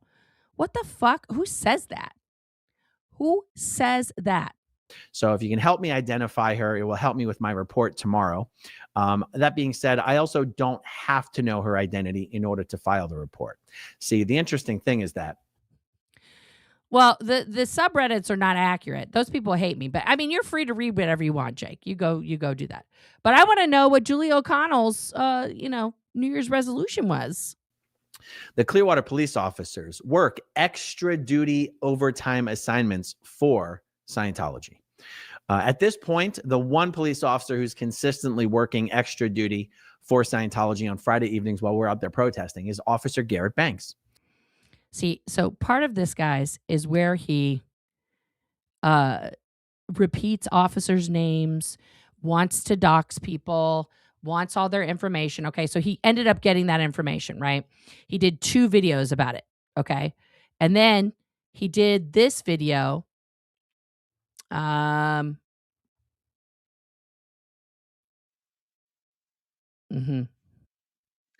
He's trying to claim, he tries to claim here that he's zoomed in and that's why it looks like he's so close. Not the fact that he walked right up to her. I am not as close to this woman as it looks like I am. And someone might go, well, how do we know to take your word for that? This is why it's awesome to do everything live on YouTube.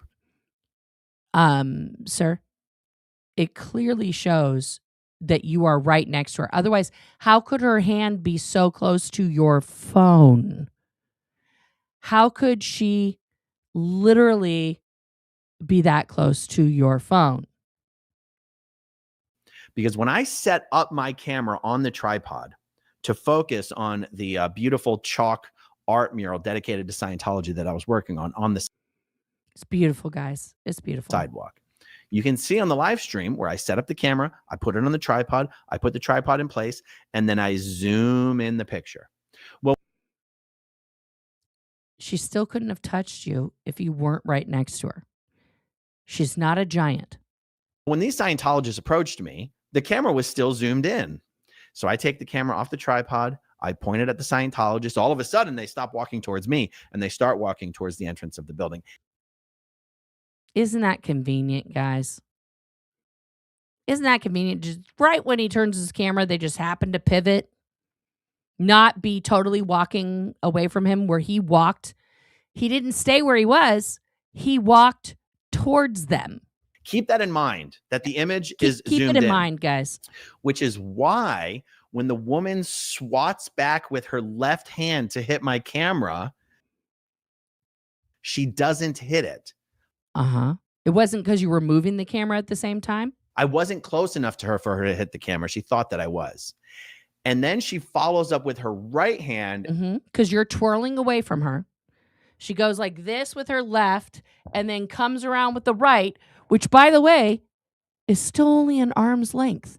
But let him continue. And she smacks me on the arm. Am I okay? Yes, I'm okay. Is that a crime? Yes, that is a crime. By the way, the police explained to me, well, first they said, what would you like to see happen here? I love that Julia's doubling down on a self-confessed abuser of multiple women, Mr. Aaron Smith Levin, and I'm the liar. Julia, 2026 is not going to go the way you want if that's how you're shaping your resolutions. Okay, move on. And I go, well, whatever the normal thing that would happen is, like, if that means she should be arrested, then I want her arrested. Guys, how do you go from being not close enough to get you with my left hand and then I swoop around in a circle? How did what? And she taps him before he even moves in his little circle. He's moving in a circle too. Means she should be arrested, then I want her close enough to her for her to hit the camera. She thought that I was. And then she follows up with her right hand and she smacks me on the arm. So again, arm's length away from you the whole time. She missed on the first try and got you the second try. You're close. Zoomed in or not, you're an arm's length away from a smaller woman who doesn't have your wingspan. She doesn't have the same length of arms that you do. It's like, fucking hell, man. So this is how, guys, these are how these narratives go. Okay, Aaron was trying to make himself a victim 3 weeks earlier than the chalk incident. Okay? So he doesn't stop. It's never what actually happened. Never. Okay? Never.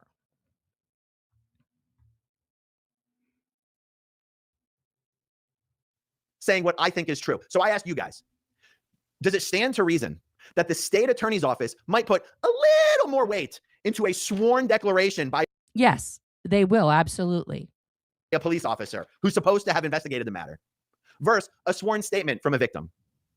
And am I crazy to think that the state attorney would probably put a little more weight into a sworn declaration from an officer? Of course they would.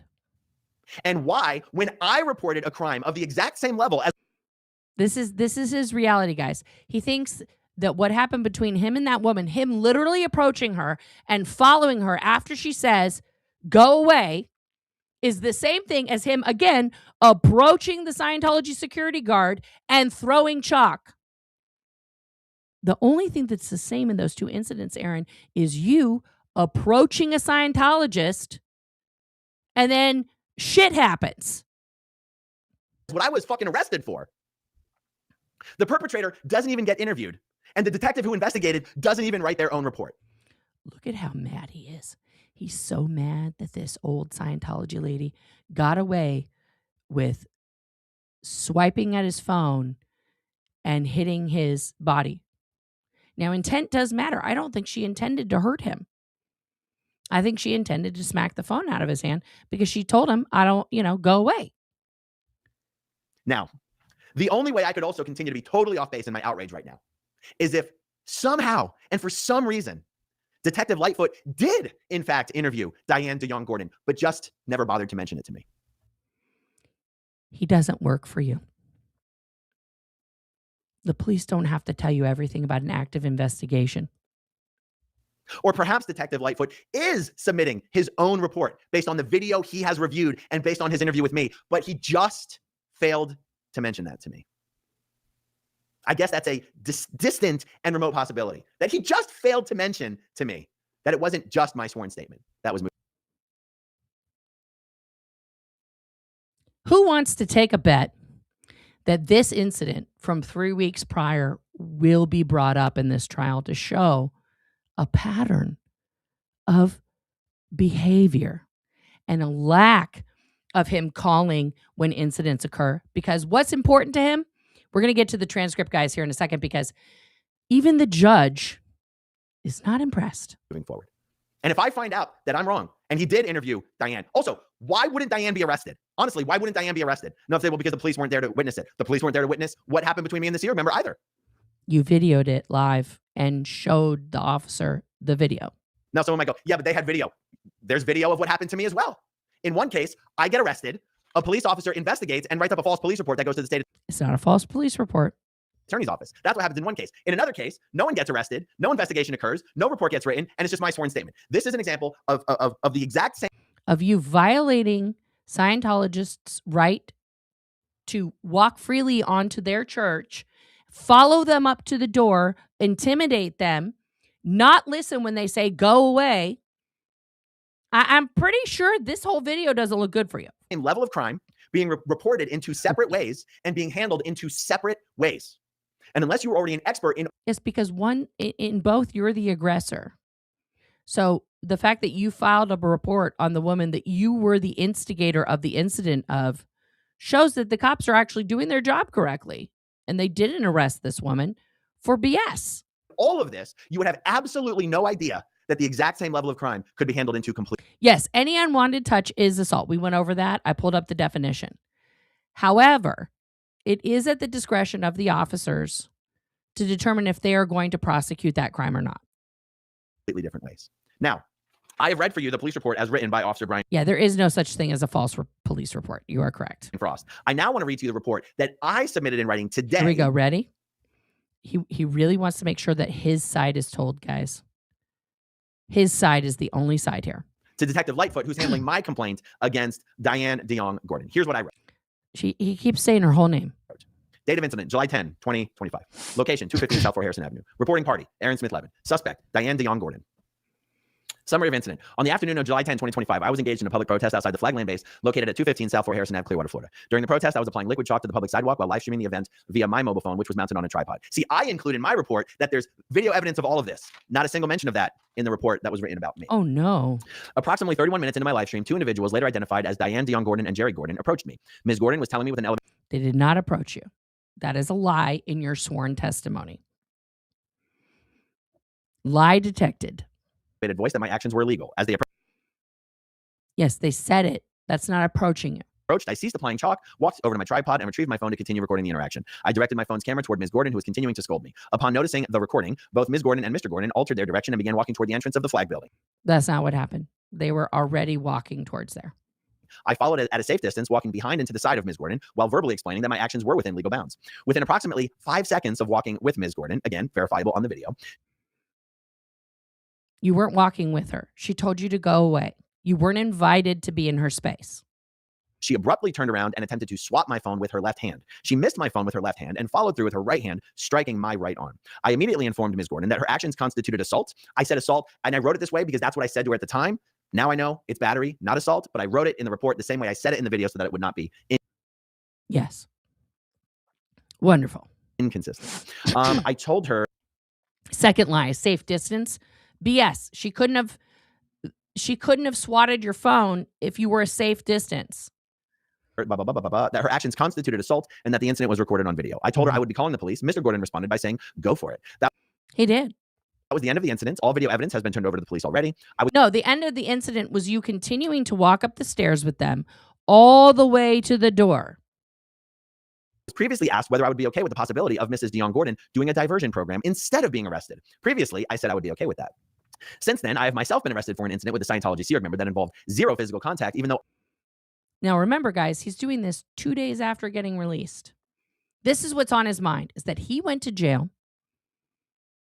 and this woman did not. It's not fair. It's not fair. I have zero criminal history. I mention this because lack of a previous criminal history is supposed to be a factor in whether you are offered a diversion program, which Which you were offered. By the way, you were offered immediately by the detective. And then the other guy was allegedly said, don't do that. And so you did it. doesn't mean you get arrested, but then don't have to be charged. A diversion program, it means you don't ever get arrested in the first place. It's actually, but you have to admit fault. By the way, when the police officers explained this to me in my case, Here we go. I thought admitting fault was the same thing as pleading guilty. It's not. It's not. Let me close the app. That's trying to make a phone call to me right now. Okay. Anyway. Oh, is that the one like the Google Voice app that people call when they're trying to call the SPTV Foundation that you were like, don't call that number? That's the app, guys. In my case, I have zero criminal history, zero, and was told before. Again, what's more important, his live stream or helping someone leave Scientology? we even entered the building, diversion was off the table. Okay. The police officers, who were being very nice and cooperative and helpful. I mean, cooperative. I was the one being cooperative. They were being nice and helpful. Oh, good. The police officers were cooperative. And nice and patient and helpful. We sat outside the cruiser, outside the police station for about 20 minutes while the police officers made some phone calls to some higher ups to see if there was any way to handle this without it being an arrest and without me being processed and going to jail. They were basically asking if we could do a diversion program. I was told by the officer before we even entered the building, diversion was off the table, but we were doing misdemeanor instead of felony. So what does that tell you, kids? See how the story already changed? See how the story already changed in one day? Yesterday, in his video, which we've gone over multiple times, he tells this very elaborate story about how the officer was like, don't do that. Don't ever accept fault. And he was like, oh, I like a helpful cop. Oh, so happy, right? Okay. And now the next day, none of that happened. And in fact, through the negotiation process, or actually just trying to find out what the fuck they're supposed to do with the prisoner in custody, right? The perp in custody. They're told by their bosses, okay, we're dropping it down from a felony to a misdemeanor, but there's no diversion being offered. It's off the table. Not because he rejected it, as he said the day before, because it wasn't being offered anymore. Those are two very different things. Look at his face. He realized he fucked up. Hang on. He's going to fix it. It has never been explained to me why diversion was taken off the table. Oh, wait. You said the day before that they told... Guys, this is a deja vu moment. Let's go to the video from the day before, which we have watched multiple times.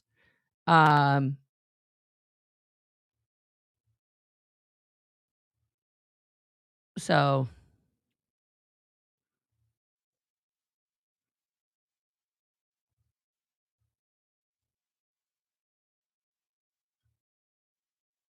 okay. So we're going to go back to the Rumble here because I have it.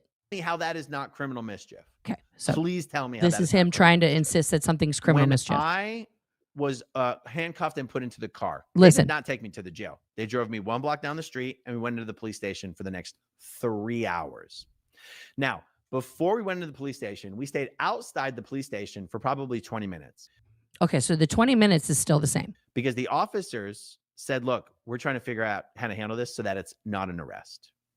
And he was literally on the horn with someone trying to get approval to just have me do a diversion instead. Now, this was before we had the conversation in the building where one of the officers says, do not admit guilt. So let me get this straight. The officer in the car is trying to get him into a diversion program. Okay? And then somebody else tells him not to do it. Admitting guilt was required to do the diversion. He said, do not admit guilt. So they were trying to figure out how to not arrest me. And then 24 hours later, guys, 24 hours later. In my case, I have zero criminal history, zero, and was told before we even entered the building, diversion was off the table. Okay. The police officers, who were being very nice and cooperative and helpful. I mean, cooperative. I was the one being cooperative. They were being nice and helpful and nice and patient and helpful. We sat outside the cruiser, outside the police station for about 20 minutes while the police officers made some phone calls to some higher ups to see if there was any way to handle this without it being an arrest and without me being processed and going to jail. Mm-hmm. They were basically asking if we could do a diversion program. Okay. I was told by the officer before we even entered the building, diversion was off the table. But wait a minute. Yesterday, how to not take me to jail. They also told me that several of the high executive brass of the police station, of the police force, were watching my live stream as it occurred. He also told me that Scientology had made a ton of 911 calls to the police about us before the so-called battery. And that's why the police had driven by a few times. Mm-hmm. But wait a minute. So they were trying to figure out how to not arrest me, how to not take me to jail. No, he actually wasn't arrested in LA, Rowan. He wasn't arrested in LA. He was detained. There's no arrest report. There's no arrest from Los Angeles. However, in terms of Aaron not having a criminal history, he had a traffic ticket before this. He was also interviewed as a suspect in the possible hacking of Scientology. But he's never been charged with a crime before this, okay? So we're going back and forth, and the narrative has totally flipped in 24 hours. The first 24 hours ago, he was in the car. They were like trying to negotiate. Then they get inside and they're like, bro, don't do the diversion because it's bad news bears. You don't want to admit guilt. Then he says, oh, I thought it was admitting guilt, but I was wrong. And actually, they took it away from me. What?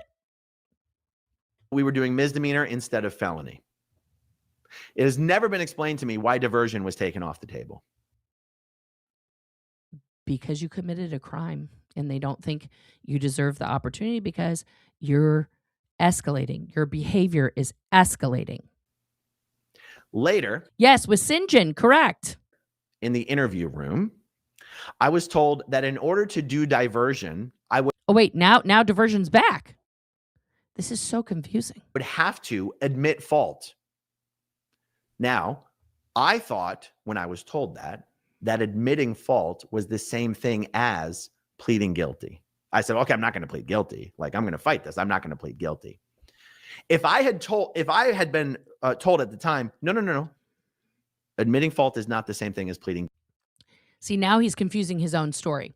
24 hours ago, he said that he was offered it and he was told not to do it. Then he says it was taken off the table before he got in. Now it's back on the table. He's mad that it was taken away. But now he's saying he rejected it because he thought it meant he was admitting guilt, but actually he knows it's not, and he's like lamenting that he should have just taken this diversion program that may or may not have actually been offered to him. Guilty. Pleading guilty means you're guilty of a crime, and that's going to be. I hope all of this body cam is shown in court. From the conversations from the car, the conversations in the interrogation room.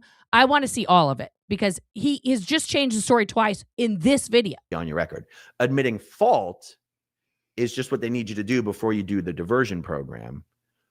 But once you finish your community service, it's all gone.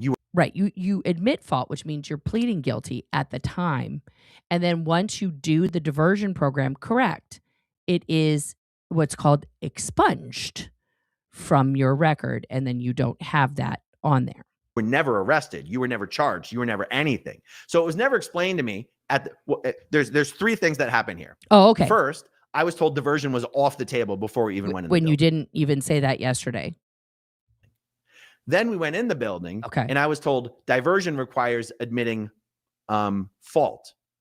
And it was not explained to me that that's different than pleading guilty. Not really. Okay. And I was also told, do not admit fault in this case. Okay. And I thought that was a good, helpful suggestion. Maybe it was, maybe it wasn't. But as of right now, I still think that it was.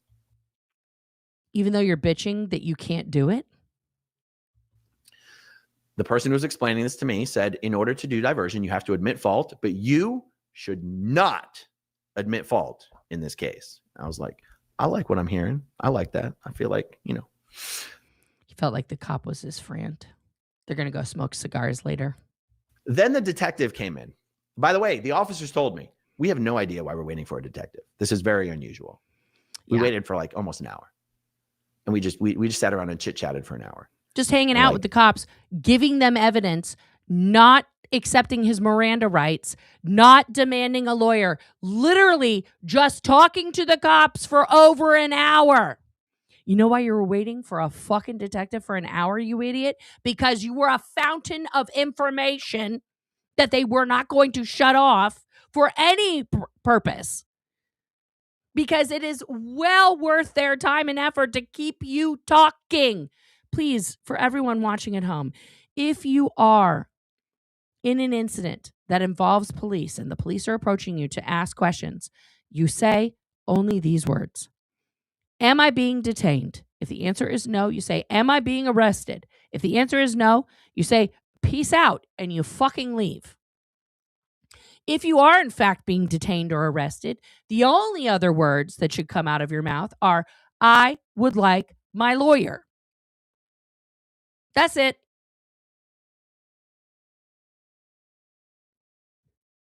That's it. Cops are not there to help you. They're there to write their reports and tie it all up in a bow. They literally were confused as to why a detective was showing up to talk to me about a misdemeanor simple battery charge. No, they weren't. No, they absolutely were not. They just, that's called, they were using psychology on you, Aaron. They were mirroring you and being your friends, right? And to keep you talking. Once they read you your Miranda rights, do not say anything except for, I want a lawyer. The detective shows up. He's like, what happened? How'd we get here? That's always how they start the conversation. Because they want you to tell them your crime. This is probably when everyone's like, you should have shut the fuck up. No, you should have shut the fuck up the second you were arrested. At some point talking to the detective, I said, I'm a little confused. Why was I told that Diane DeYoung Gordon was going to be possibly offered diversion, but I have no criminal history? I'm being charged with a misdemeanor. See, notice how he didn't bring her full name up the day before? But now, all of a sudden, this was the topic of the conversation. How come this lady's not charged and I'm getting charged? Why am I not being offered diversion? Mm-hmm. And what do you say? And the officer said, there was a detective and an officer. Uh-huh. And the officer said, well, you already said you were going to refuse diversion. Yeah, it's like they can lie to you on purpose. I said, when did I say that? He said, when you said you would not plead guilty. I said, oh, right. I forgot about that. I forgot about that. I forgot. Yeah, you're right. I don't want to plead guilty. And then the detective said, no. You don't plead guilty to get diversion. You admit fault to get diversion. You don't get found guilty of anything. And I go, okay, well, that wasn't exactly explained to me. I thought I was told I would have to plead guilty to do diversion. And he's like, no, they're two different things. And I said, okay, good. Well, is diversion on the table? He goes, no, it's too late for that. Yeah, because you already said no. This is why you say, I want a lawyer. I said, what do you mean it's too late? He's like, I'm already here. I go, no one even knows why you're here. And first of all, I was already told diversion was off the table before we even walked in the building. Oh, interesting twist. So this begs another question. Who is it higher up in the police department that made the judgment call that I was not going to be allowed to be offered any diversion, even though I'm being charged for a simple battery misdemeanor? And I have no criminal history of any kind whatsoever. And I'm already proven to be a long-term peaceful protester. Right there, Aaron. Another false statement. You are not a long-term peaceful protester. You are a hazard to the human beings of Clearwater, specifically the Scientologists. And you have proven that over and over and over again. Who has always tried to follow all the rules the police gave us out there. No. You break the rules and the police go, you can't do that. And they say, okay, I won't do that. A little fishy here, right? No, nothing's fishy, Aaron. Except for you. At this point, right. So I said, I was reading you guys this last part of my report. I go, I previously said that I would be okay with Miss DeYoung Gordon getting a diversion program. I previously said I would be okay with that. Yeah. Since then, I myself have been arrested for an incident with the Scientology. He said he was okay with this woman getting diversion because, let's face it, this is really a nothing burger. But just kidding. I take it back in my official police report. So wait a minute. So this indicates that when Aaron had a conversation with the detectives when he gave his first report, he said they probably were like, well, she'll probably get diversion. Are you cool with that? Are you going to press it further? And he was like, well, you can go ahead and give her diversion. So, of course, there's nothing else to find out. She wouldn't be getting arrested. As they just explained to you, the diversion program means you're not arrested. So if they did offer her a diversion program, which I'm sure they might have, and she might have taken it, there would be no arrest. See how you just explained yourself out of your whole complaint?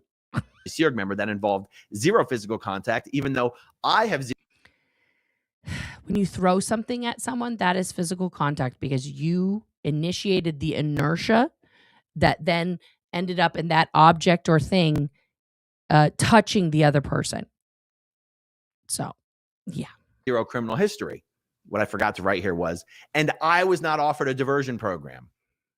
You're not going to be. For this reason, and with an expectation of equal treatment to current Scientologists and ex-Scientologists alike, I am no longer okay with... Again, this has nothing to do with current or ex-Scientologists.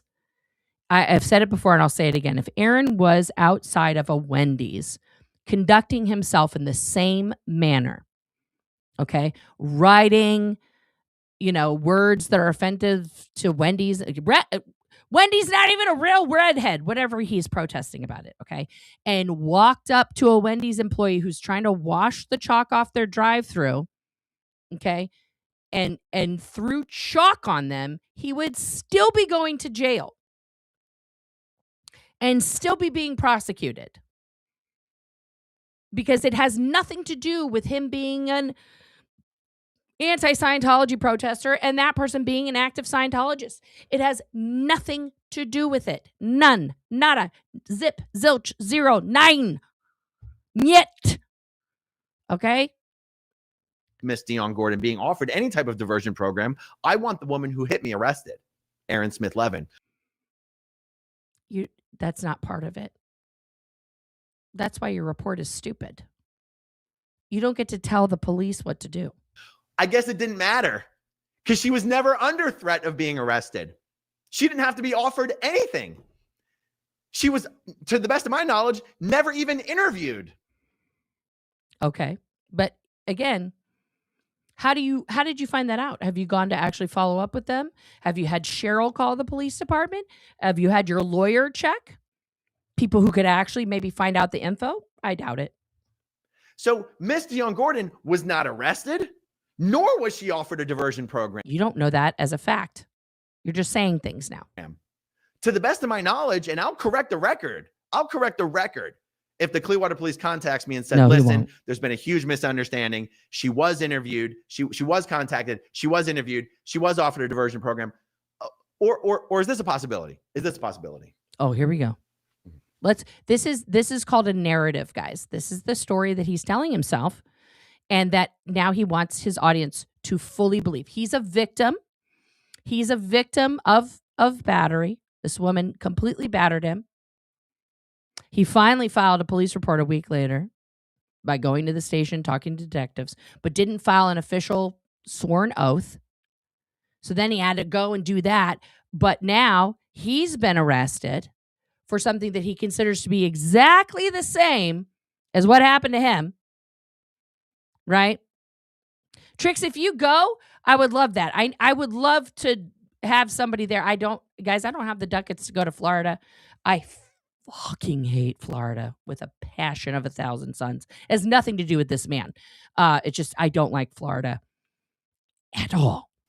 Is it possible that if my little sworn statement of being smacked on the arm... He's even mocking himself. He's even mocking the incident because it is that dumb. Goes to the state attorney's office and they're like, okay, we're going to prosecute this. Which they won't. Then she goes and gets arrested. I guess that's probably what happened. What would happen. But where does the diversion program come into play? That's not your discretion. You're not in charge of it. Because when I first met with the detectives to file my report, I was told, right? Would it be okay with you if, when we interview her, depending on how it goes, instead of arresting her, we offer her a diversion program. I was like, yeah. So then at that point, Aaron, you're not in charge anymore. You're not in charge anymore. That'd be fine with me. All I want is her to be officially held accountable and for Scientology to be put on.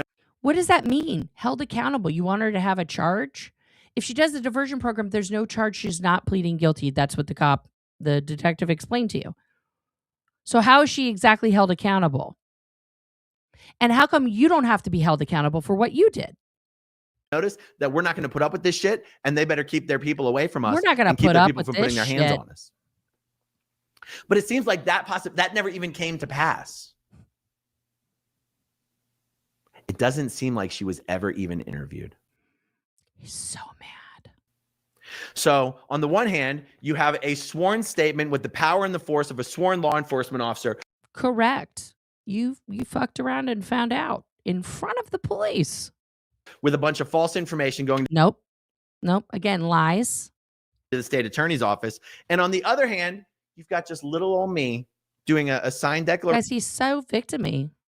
I mean, like, how has this affected him? How many views he did the protest video and made 2 additional videos about this woman that all told. Let's just look. Let's see what a victim he is here. Because now, of course, I got to look at the views here. Okay, let's go down. Let's do it. We'll do it live. Let's go down. It's so far. He does so many videos, guys. Okay, that's where he gets detained. Okay, so this one, 153,000 views on the protest, then an additional almost 10,000 views, and another almost 8,000 views. Guys, this is horrific. This is horrific. Then on his next protest video, okay, he gets 218,000 views. Oh my God. Just look at the victimhood here. Okay? His next protest video. Okay? 181,000 views. Like, I don't understand. 106,000 views. I don't understand how he's so upset. She didn't take anything from him. There's not even, like, you can't even file damages. Right?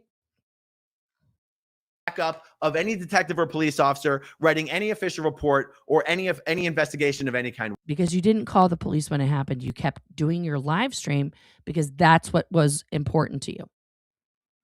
You didn't keep your live stream on and pick up your spare phone and say, I'm calling, guys. Hang on a second. I'm calling the police, and put your shit on mute or something, or walk away from the fucking tripod that you had.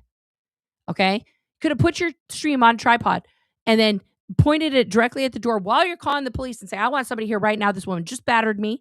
I want to file immediate police reports. I need the police down here to investigate this right now. That's how unimportant it was until he got arrested for what he thinks is the same thing. Again, both times he approached the victims. He even approached the woman that he's accusing of this.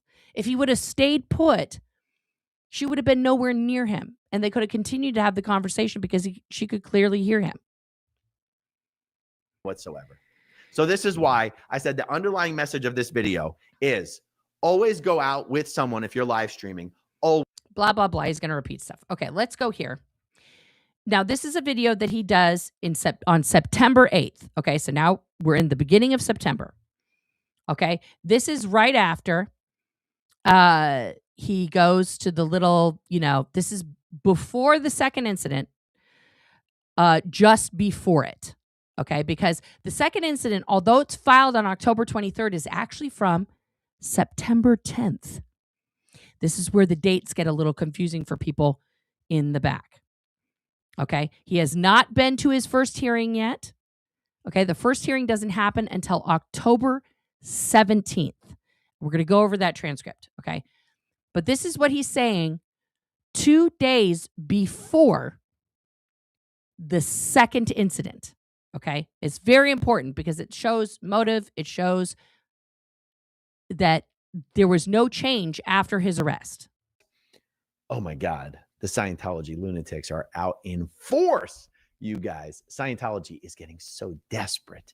They're getting so desperate. They long for the old days when they can just crush critics and ex-members, ex-Scientologists, ex-Sea Org members, Again, at least he has a different shirt on here today in this one. But the thing about this is, guys, is that you have to realize that this is all perfunctory. This is all performance. This is all him, again, crafting the narrative that all Scientologists, they're all lunatics. Then why are you trying to help them? Why are you trying to help lunatics leave Scientology? Make that make sense. staff members. Just send a bunch of Office of Special Affairs goons out to Got to make sure you mention OSHA. harass and intimidate and attack and provoke and frame. Those days are long gone. It almost feels unfair. It feels like the deck is stacked so much in because they don't even have to send people out to try to. You're already pre-provoked. You already come packaged that way. our favor these days. It's understandable that Scientology and David Miscavige are getting so desperate that they're resorting to unleashing the lunatics. Okay, what are we talking about? So 2 days ago, Saturday, Scientology threw a block party in downtown Clearwater. Now, this is part of their little PR efforts to convince the city of Clearwater to give them. Now, this is where Aaron thinks that, we'll carry on. A street in downtown Clearwater. They're trying to make it look like they're there for the community. It's all a show. It remains to be seen whether the Clearwater City Council members will be fooled by David Miscavige's shenanigans. But when Scientology throws a block party, your boy shows up. You know what I'm saying? Why? If I wasn't on a fast, if I hadn't been on a fast, I would have even eaten some Scientology pizza. But don't worry, guys. I wasn't going to go back. I was just going to show up to the event and ask Sea Org members about their. This is when, like, the second time he was doing Ozempic and fasting to try and, like, melt away very quickly the pounds that he's embarrassed about. And then this is the same person who will spend money on Ozempic, right, to buy it, through whatever Row Health or wherever else, but will not go see a doctor when he's sick, when he's injured, or anything else. Keep that in mind. Policy of enforced family disconnection and covering up crimes against children. Those are facts about Scientology. That is not anything that you talk about to the people. And while I was there, I had some very fascinating and enlightening conversations with many Sea Org members, including my two new friends from the Office of Special Affairs, Peter Mansell and Andrew Shape. Oh, interesting name that he just brings up there. Andrew Shape, who happens to be the second victim. My two new besties. Now, 4 minutes after I got to this event, a guy I've never met, never seen, didn't know, walked up behind me. And, well, I'm just going to show you the video. I'm going to let it play out. See what he says here. And keep in mind, as this little incident was occurring, I was convinced this guy was not a Scientologist. But I figured he worked for them. I figured he was just one of the little hired goons that, like the guy that beat up Confident Chris on L. Ron Hubbard Way or something like that. So keep that in mind. Yeah, I don't know if that guy I think he did get identified eventually, the guy who knocked Confident Chris's tooth out. And he was like a homeless guy. And that is sad. I mean, the whole incident was gross. What you're about to see occurred 2 days ago in broad daylight. And guys, he is now been identified as an actual Scientology shocking events about to unfold here. Literally used to live right across the street from me and 2 doors down. Okay. So that means that not only has he identified this guy, but he's gotten all of his personal information. But when he was your neighbor, you didn't notice him. Okay. Here we go. I hope the audio's okay on this. Here it is. Who we got working the desk tonight? I know you. Hey, how you doing? No, I'm not gonna say hi. What's that? You don't. So he says, I know you. And then Aaron says hi because he thinks it's a fan. Look at Aaron watching this. He's so mad. And the guy says, no, I'm not going to say hi to you. You say hi? I know you. You're from my neighbor. I'm your neighbor? Yeah, you're my neighbor. You better watch out, man. Now, you better watch out, man. That's a weird thing to say. Wait. When you said I better watch out, what are you talking about? Are you threatening me? Why did you come up to me then? Why did you come? Is this one of your guys? No. Is this one of your guys? Don't close close. Do you know me? Do you know me? Don't close close to me. Do you know me? Why'd you walk? Okay, so this guy says, I'm your neighbor. You better watch out, man. And then what does Aaron do? He keeps following him. Yeah, the park is across the street from him. Maybe Aaron thinks that across the park is the same as across the street, or maybe he lives on the street behind him. Yeah. Up to me. I don't know you. Don't talk Why are you walking up Now this guy is pissed. to me? Okay, don't talk close Why to are you me. walking up to me? You're not going to close to me. Why are you okay? walking up to me? Yeah. No, Aaron, he did walk up to you and then he walked away.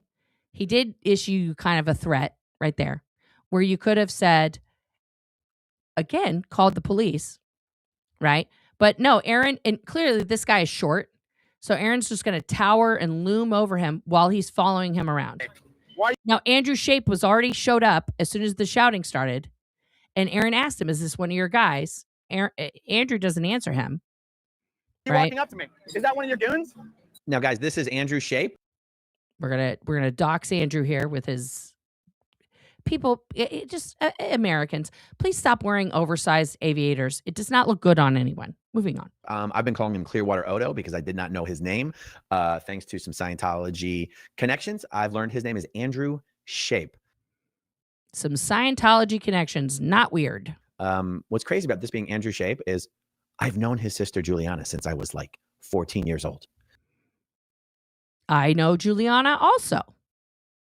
And Juliana does not like Aaron. Yeah, she's not a fan. She's one of the people listed, I believe, on his hate website of doing videos about him. Aaron has his own hate website, aaronsmith11.com, that was, in fact, set up by the Office of Special Affairs. Guys, they used Mike Rinder's video. They put Mike Rinder's video on Aaron Smith Levin's hate site, which is just a full circle that I cannot even believe how perfect it is. And when you go to the videos section, okay, I don't want any of your cookies. There's the interrogation video of the hacking. Here's Mike. Here's Marty. Now, here's all these people. Here's his mother-in-law. Here's his sister-in-law. Here's another sister-in-law. This is the mom of his nephew. This is John Lundeen. This is the guy who used to run the org that he worked at. Here's Andrea. We trained with her. Here's Renee. Oh, here's Juliana. What does Juliana Shape have to say about Aaron? Aaron Smith Levin was very hard to follow. You never knew what he was going to do next. You never knew if he was going to blow up and go into a rage. Speaking to him was like... Now, she is an active Sea Org member, okay? And, you know, take with what she says with a grain of salt. However, also, these are the exact same things that I experienced knowing Aaron for 30 years, okay? He's the only person who has a hate website that's like 100% factual, guys. It's sad. Walking on eggshells. Because at any moment, you could hit the wrong chord and then he would explode. Yep. All of my staff couldn't stand him. They wanted him to leave. He pretended to know how to run things. He pretended to know what to do in an area, but factually the area that he was running, which was the entire technical division, okay, where all of this actual Scientology is practiced, right? All of the people receiving the Scientology hypnotism and mindfuckery, which is in Scientology is called auditing. You know, people say, oh, it's like counseling. It's not counseling. You are literally fucking your own mind. And then the other flip coin of that is where you learn to be the mind fucker, right? That's called training, okay? He's running the division that does all of that, okay? quote unquote, never expanded. Nothing went well. Now, this is just all Scientology hullabaloo. Like if your graph doesn't look like this, that means you're a piece of shit, but whatever. And he would rarely come out of his office, and when he did, it would just to be to scream at staff. Mm-hmm. You know, I had my... No, this is an accurate account of him working in the Sea Org. And if you watch his video with Mike Rinder, he brags about this activity. Some of the people who worked for me had a meeting in my office, which he happened to share with me. And after the meeting, they had left the coffee cups in his garbage can. So his solution was to dump the garbage on my desk, all over my keyboard. That was how he treated that problem. Notice that Juliana's a woman. And so he has no problem dumping probably half-drunk coffee all over her keyboard. Instead of like doing something sensible. One time, one of the girls that worked for me, he was showing her some video, you know, randomly in the middle of the day, and what happened to pop up was a bunch of pornographic material. So this is something to note, guys. There were computers that we had access to. You were not supposed to be on the internet in any way, shape, or form. I don't know what this video was that Aaron was showing. But somebody went on the wrong part of the internet, because this is like the early 2000s, guys, where if like you clicked on one of those things and then that would just, you know, your whole computer was fucked and you were going to get the porn ads for the rest of your life. Which he could only have had open on his desktop. So in the middle of the daytime, it appears to be that he would be watching pornographic material instead of doing his actual job. Now, first of all, there's a lot of purity culture in Scientology. Masturbation is a crime. That you like a crime that you're charged with in Scientology. Like they will publicly shame you for that. They will talk about all that stuff.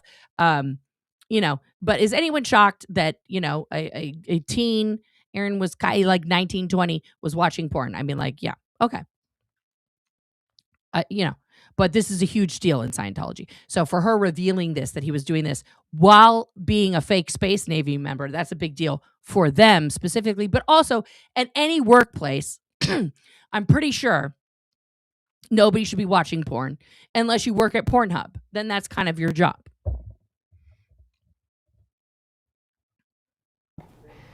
He would start fights with the other staff.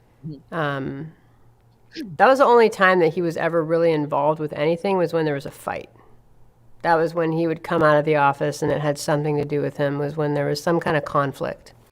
Oh, interesting. He loved conflict and putting himself in the middle of the conflict. It almost was like he was making a show because he tried to put himself above everybody when he really didn't do anything ever. And he felt that he was above our church policy, any laws. He's admitted that many times, that he never followed the rules, that he didn't go in session, that he didn't go get all the things that he was supposed to do, right? He didn't play by the fake Space Navy rules at all. That's why he still doesn't go get therapy, because he didn't even avail himself of the fake, fucking counseling net. Because, malignant narcissist. Anyway. He didn't care because he was better than that, even though he was. Yeah, most company computers do block those sites, Amy, but we got to rewind the clock like 25 years, right? Like we're talking like, very beginning of the internet where, we didn't have a lot of that stuff yet. Yeah. He didn't do a lot for the church when he was here.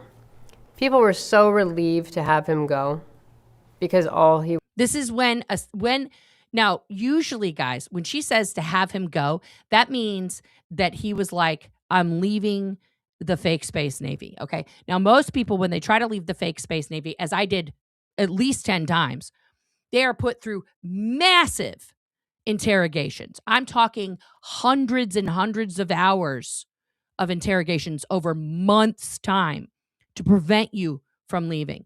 They are put on physical work, hard physical labor, to like get them to stop wanting to go.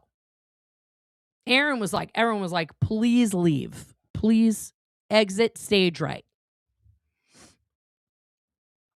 He was just anger, rage, and hate. And so to have that removed from anybody's life was probably a better thing for all of us. That's just a taste, guys, of what he was like. Now, this is the sister, okay, of the guy in Florida who Aaron is the victim of the second incident. Now, if I am a betting woman, which I'm not generally, but in this case, I might make an exception. will Juliana Shape be called as a witness? She's not listed on the witness list yet. But could she be put on a plane and flown to Clearwater to testify to her personal experience with Aaron Smith Levin during his time in Scientology, as like showing that this pattern of behavior was present even 20 years ago, and that even leaving Scientology hasn't changed him as a human being? That's possible.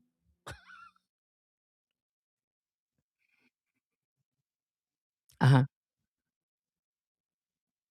Right. So it's two Scientology organizations in one building, right? So the day operates Monday through Friday, 9 a.m. to 6 p.m. And the foundation org operates Monday through Friday, 7 p.m. to 10 p.m. and all day Saturday and Sunday, right? It's two, and they're different, but they had the same job in those two different organizations. Okay. They were mirror images of each other.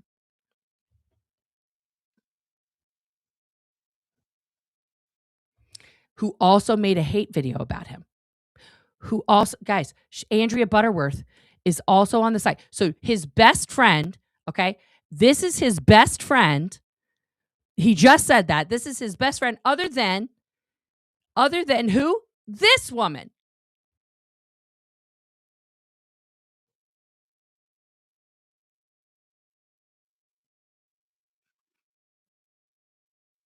You know, Andrea, Aaron, and I all were together in Florida in 1995, 1996, doing an advanced, indoctrination to become a new breed of supervisor, blah, blah.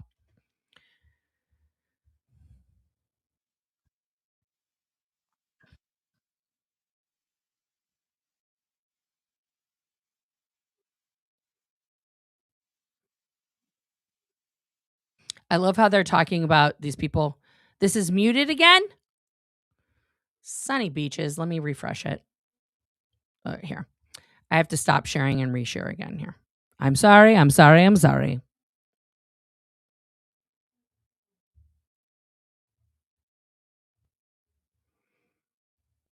Aaron Smith Levin is an individual who can be described as very antagonistic.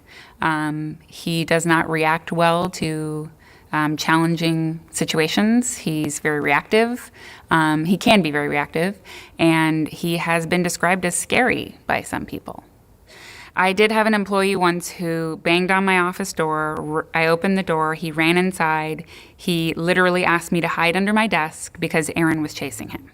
I cooperated with my employee. I allowed them to hide under my desk. Aaron came in.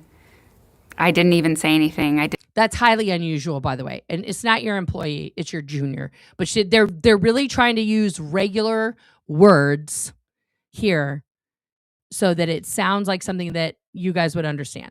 Didn't know what he was looking for, but that did occur, yes. I was present when Aaron physically assaulted another member of our church and got into an altercation with him unnecessarily. And this is when Aaron was a member of the church. Let's keep that in mind. Because of an argument, and it was illogical, and I'd never seen anything like it. Another instance, Aaron, I did not see this happen, but I saw the imprint on the wall where somebody threw a wall because Aaron threw somebody through a wall, guys. Threw someone through a wall. He was upset with them, and that's very unfortunate. And I think... But you see how she says that? Like, it's really not that big a deal? Guys, that's a crime. That's assault. That's battery. That Aaron knew what he was struggling with. I think that Aaron knew that he was antagonistic and that this was how he was, and maybe he couldn't deal with it. Like, notice how the church didn't... What action was taken against Aaron at that time to discipline him? None. But I had more issues with that particular person and more upset employees issuing complaints and filing complaints and telling me they couldn't work with him than anybody I've ever had. That's called writing reports. He got a lot of reports written on him, guys. I would say honestly that I really cared about Aaron, and I really wanted to help him, and I really tried to help him. Best friends.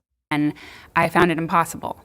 And he did not accept that help. He pushed himself away, and Kind of like exactly what he's doing now. he made it impossible to change or open his arms to any communication to receive that.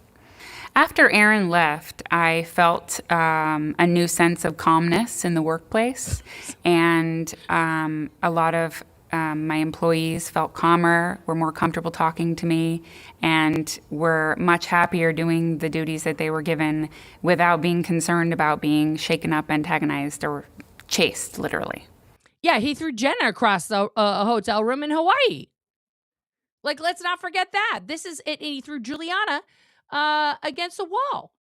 Like, this is a pattern of behavior. This is a pattern of behavior. Shape is, I've known his sister Juliana since I was like 14 years old. Can you guys hear Juliana Aaron is now? one of, when I was in the Sea Org, I was the technical secretary for Asho Day. Juliana was the technical secretary for Asho Foundation. She was arguably my. Hi. Oh, you look fabulous. I'm still on. I know. Hi, I love you. Yeah. Could you bring me like a Hawaiian roll? I'm a little hungry. I'm trying to, yeah. Okay, I love you. Hi, dogs. Okay. Charlie, you want to stay there or you want to come out? Well, if she wants to come out, I'll get her out later. It's a little hard right now. But you guys can hear him now? No? Yes? No? All right. Let me know, guys. Let me know. Best friend in the Sea Org, other than my senior Andrea Butterworth. Okay. So you saw those two women's attestation, whatever you want to call it, story about what their life was like working full time with Aaron Smith Levin. And these are the two women that he considered his best friends. Or Andrea Lewis Butterworth. Juliana was literally one of my best friends in the Sea Org. I didn't even know she had a brother. That's how weird Scientology is with families. She probably told you she had a brother. And then you just didn't care. I didn't even know Juliana had a brother. Turns out this is her brother, and his name's Andrew. And now that I know who he is, he's going to become my new best friend, guys. Okay, so. And now he's going to become my new best friend. That's weird. I turned to him, and, well, let's just let it play out. Get your boy under control. Why are you walking up to me? Why are you walking up to me? Is that one of your goons? Get your boy under control. It's off the rails, buddy. He would absolutely still be in jail. If she had called the police in that moment and they came and took her statement and saw the state of the room and everything, yeah, I believe that also. You can't have people out here threatening people, okay? That guy obviously works for you. He walked right up to me at your event and threatened me. Get it under control. Tighten it up. Tighten it up, Blue. Why does that bring him joy? I'm going to have fun using baseball terminology with this guy. For those of you who don't know, in the baseball world, when baseball players or baseball managers are, cursing out the umpire, they don't call them ump anymore. They call them blue because the umpires wear blue. And when the baseball. Aaron, you're not a baseball dad. You're not even a softball dad. Like, now you think you're part of it? You don't know baseball? Shut up. Players and the managers aren't happy with how the umpire's calling balls and strikes. They say, tighten it up. You've been garbage all night. Tighten it up, Blue. Tighten it up. Okay, so that's how I'm going to troll my new best buddy, Andrew. Okay, I was convinced that guy wasn't a Scientologist. And that's how I'm going to troll my new best buddy, Andrew. This is 2 days before Andrew became the second victim. That, kids, shows premeditation. Okay. So we're going to skip a bit because I want to get to the transcript. We've been going 3 hours here. We haven't even gotten to the transcript of the first hearing. There's other stuff to talk about, okay? But I just wanted to show you guys these things to show you his frame of mind, okay? And how the story changes and how, none of this stuff ever seems to like totally add up the way that Aaron is claiming that it adds up, okay? So let's get to, this is the transcript. Let me bring it up. I say this is the transcript and I have nothing to show for it here, kids. Okay. All right. There it is. Look at that. It reshaped it, but I'm going to scoot it over here so you guys can see it bigger. Okay. I do have to be careful because I think this is the one where they ask for his address, and I will take it down and scroll, but I'm going to scroll very carefully here. Okay, so this is obviously from October 17th. This is the pre-trial, okay? That's the case number. Obviously, Kathleen Hessinger, the Honorable Judge Hessinger, and it's taking place here. This is the digital court reporter, okay? All right, appearing, we have the state attorney, we have Lee Perlman. All right, so the court says, Mr. Perlman, good morning, Your Honor. It's a little chit-chat here between them, okay? Morning, how are you today? Living that dream just like you, Your Honor. We're always living that dream, Mr. Perlman. I say lots of things, Judge, Your Honor. I'm here on Aaron Smith-Levin. He is present. He's coming forward. Now, Aaron was the last case called. Again, it was the last case both times. This is both pretrial and the state's motions for no contact with the victim. The court, yes. I got to pull up a Zoom here. Hold on. So now they're zooming in the original victim, John Gaffney. Okay. The court, the victim is appearing by Zoom because he's in some type of training. Not because he was afraid, because he's in some type of training. Okay. So that's lie number one, that he wouldn't come, but he wasn't physically able to leave the building because he's in a training. Okay. The court says the victim is appearing by Zoom. Ms. Taylor, yes. And then the judge, whenever it says the court, that's the judge talking. Hi, do I have Mr. Gaffney? Mr. Gaffney says, yes, Your Honor. All right. Thank you. We're proceeding on the state versus Smith-Levin case. All right, state, this is your motion for no contact order. Is there any objection to this, Mr. Perlman? So this is Aaron's lawyer. There's no objection to contact with the listed victim, Your Honor. The foundational understanding is that my client has been openly and actively testifying against the Church of Scientology for over 2 years at this point. It's been something that he's been doing on a weekly basis multiple times to court. I'm sorry, testifying in court or standing on a corner? The lawyer says, oh, it's standing on a corner type. I think that's a fair assessment. He also does a lot of blogging. Well, it's not testifying, the judge says. He's out there. Oh, and then Miss Taylor, who's the prosecution, says protesting. The judge is like, I don't know what the word is I'm using. And then Mr. Perlman says, if I said testifying, protesting is a better word. The court, yes, protesting is the word. Mr. Perlman, I'm wrong. I'm looking for. Like, they're just talking over each other here. He's protesting the Church of Scientology. That's why when you said testifying, I'm like, what? See, even the judge, she's not quite the way Aaron's describing her. And Jenna, which we'll go over that video later, the video Jenna made upon his arrest, you know, and this particular trial, okay? That she was like, you know, totally against him from the start. This is not accurate. Moving on. Okay. I couldn't think of the right word choice, so we've got, no, he's been protesting. He's protesting it. Yes, Your Honor. Okay. And they are very clearly, you know, lineated lines, whatever that means, as far as private versus city property. Lineated lines. Delineated. That might be a transcription error. He has essentially been abiding by that. In this situation, this is at best pushback scenario where my client was attempting to talk to somebody in front of one of the buildings. Listen to this verbiage. They listed the victim as a security guard. There may have been, and then the prosecution is like, Mr. Perlman, yes, that's the facts of the non-arrest battery. Okay, so now he's confusing the two cases. It's not. So Lee Perlman starts talking about the second incident during this trial, right? Okay, the non-arrest battery. That's the second incident, okay? That's since he's picked up since this happened. What is this? Well, and then he's like trying to figure something out. The court says, this is the throwing of some chalk, like trying to reorient Lee Perlman to what the fuck we're talking about. Then he says, Ms. Taylor says, this is when he threw the powdered chalk in the victim's face. And then Aaron's lawyer says, oh, there's a video of this one, Your Honor. I apologize. There's a video of the second one too. Whether there's an actual battery or not will be highly disputed whether the powder got onto him. The point I think we're making is that there's been no intentional touching or contacting. We have no objection to the no contact with this victim as long as he is allowed to continue in a nonviolent manner legal protesting that he's undergone for the last 2 years or continued to enforce the last 2 years. These words are all wrong.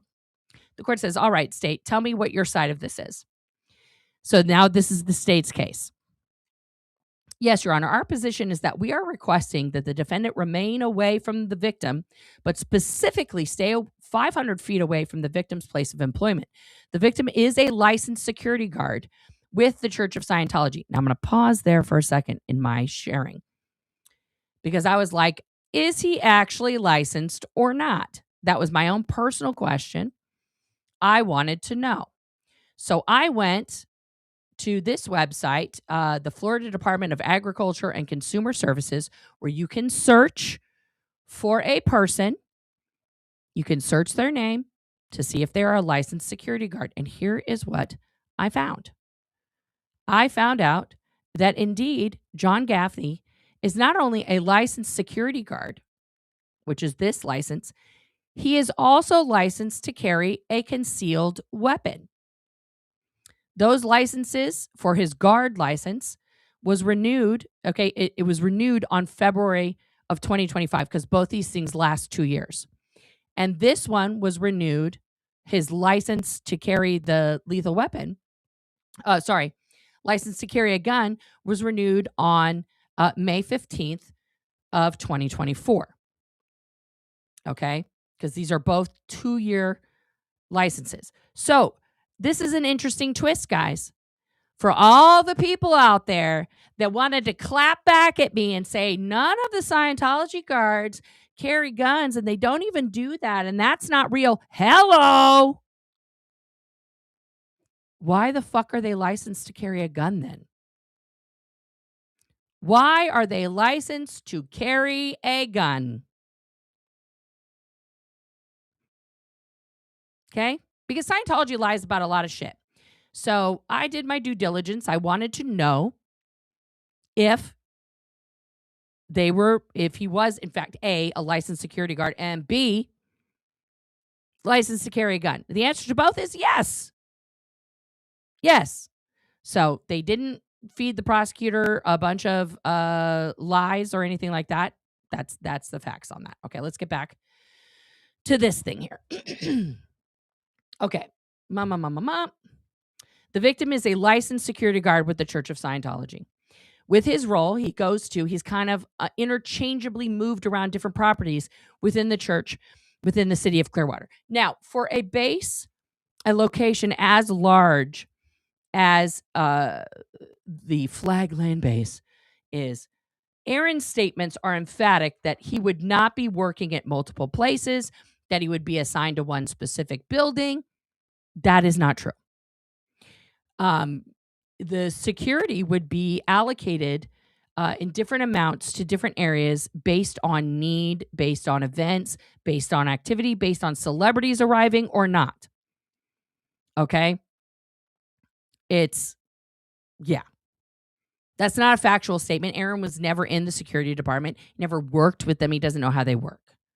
That's not, oh, sunny beaches. That's not a factual statement, okay, by Aaron. Let me show this again here.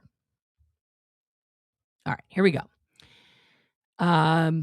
Since the filing of this motion, I've received a video that was occurred on October 9th of the defendant going up to the victim while the victim is on a sidewalk near the property. So Aaron approached John Gaffney on October 9th. I don't have that video pulled up right now. We'll go over that later. On the sidewalk outside of there. Where is that? Hang on. So now we have to go back to God damn it.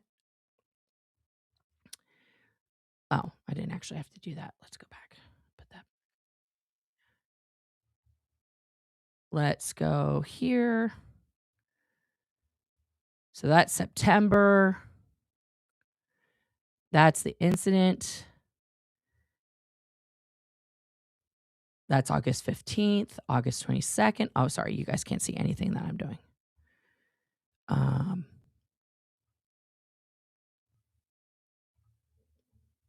Okay. We're in August. See, when YouTube gives you the dates, this is from, no, damn it, okay, this is September 6th. So we're getting close. Keep going. Because it'll be a protest. That's September 26th. Oh, thank you. Come on, Charlie Bear, let's go outside. Snack.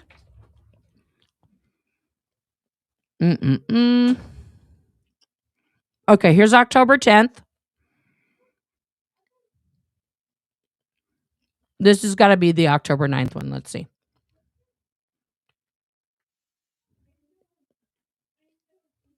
And here's October 9th. Okay. So this is the protest. Hang on a second, guys.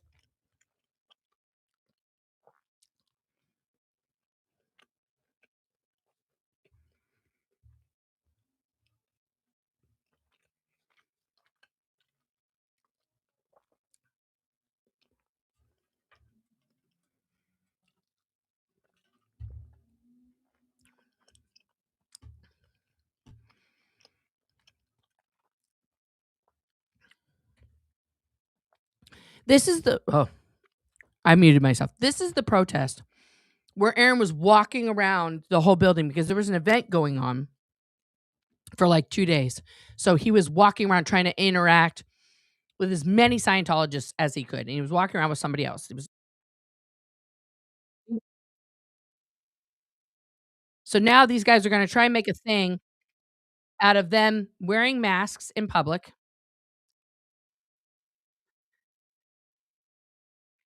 It's Mateo, of course.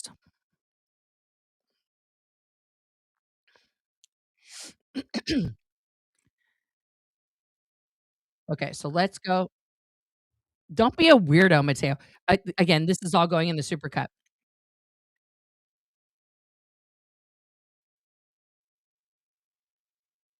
Is that him right there? Look at him running. He ran after a man. This is him running. Let's go back so we can see the whole interaction. There goes Mateo again.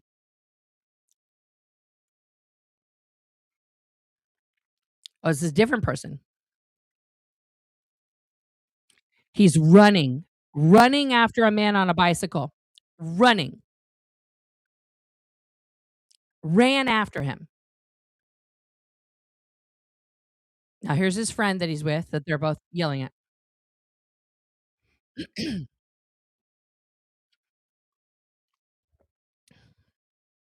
They're so excited, these two. Happy New Year to you, Steffi. Oh, look at him. You know, this guy's running.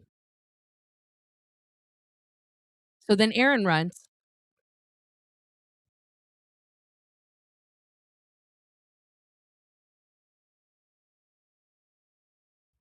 Okay. So he goes right up to this guy. He says his name is Andrew Silver. It's muted again? Son of a biscuit. Hang on. Oh, it's just giving me the business today.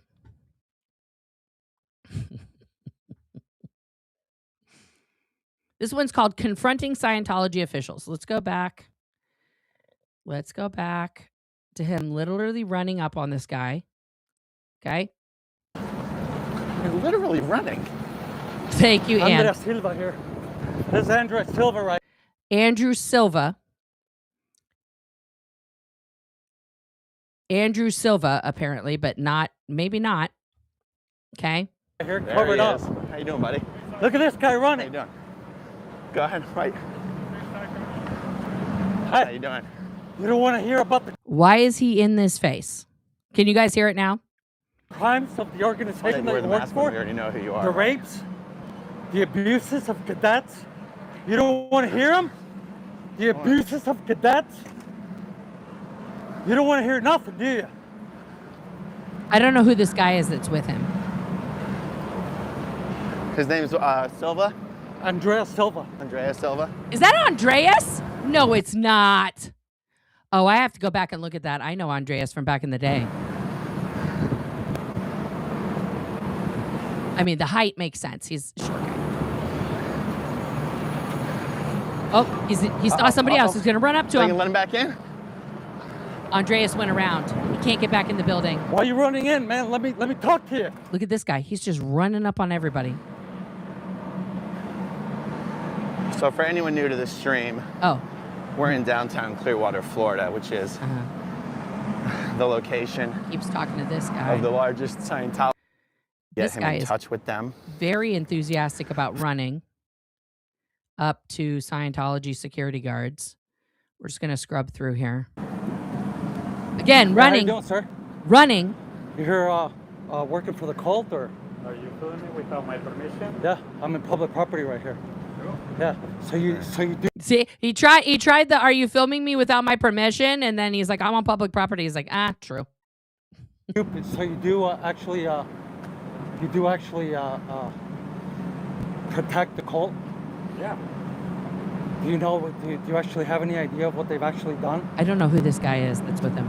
Like, have you ever sat down with like young Scientologists that are and got? That's not the guy that we're looking for. That's not the droid we're looking for. We're gonna keep going.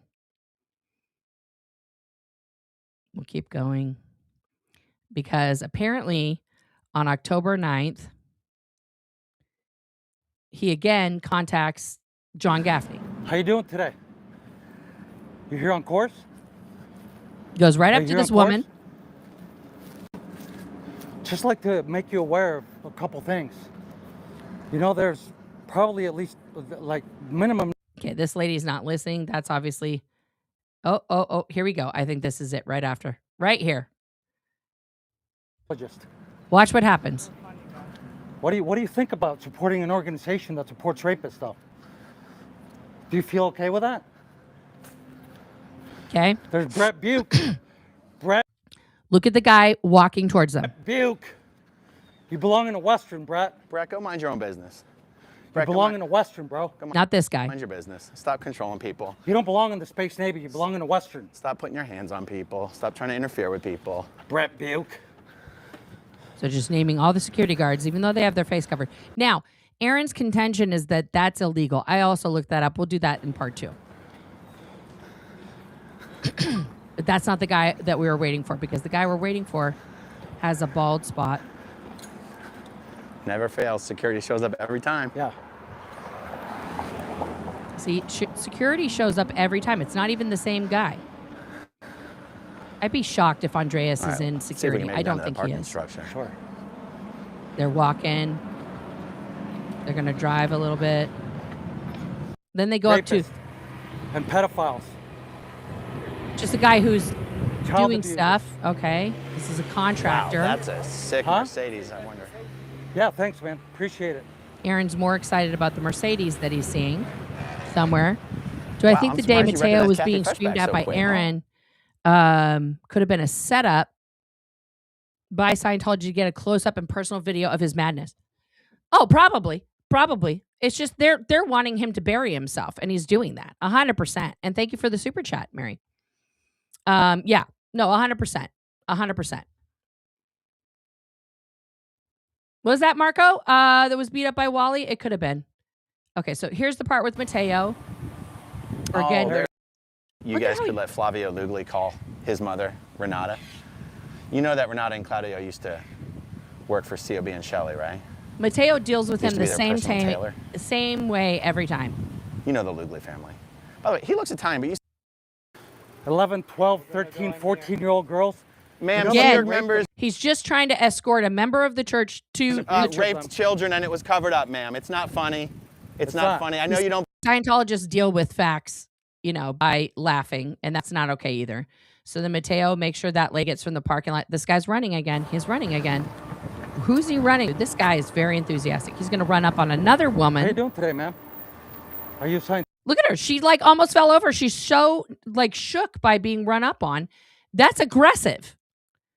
The behavior is awful. Here's Mateo. Then Mateo shows up to escort this lady, as he should, like literally just doing his job. Pass it out to all my friends. I know. It does. I do feel for you a little bit, because having to work as a security guard for a notorious international multi-billion-dollar family-destroying human trafficking cult has to weigh on the psyche a little bit. Hey, how you doing? I know, I used to be there, but you know, when I was in the CR... Connected? No. But the problem is, what goes on in this building is not supposed to be interrupted by noise. And so that lady Scientology is is not pushing it. further and further north, because this is called their... Run away, come on now. So they're trying to talk to the The contractors. abuse So that's of Andreas. that- I thought that might actually be John Gaffney for a second, but they're saying that that's Andreas. This is the guy who ignores them. There's them bullshitting. There's a lady calling somebody. And I think they might be wrong about the 9th, because Aaron does this same stuff again on the 10th, because the 9th wasn't enough for him, guys. So he goes back on the 10th.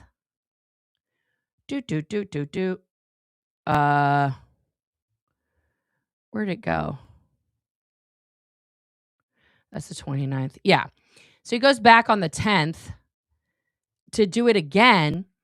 And, you know, and this is like a few days later, fucking Marilyn and Kelly Copter and Natalie all arrive for some big, you know, protest. Yeah, that's the 19th. That's too far ahead. That's the 12th.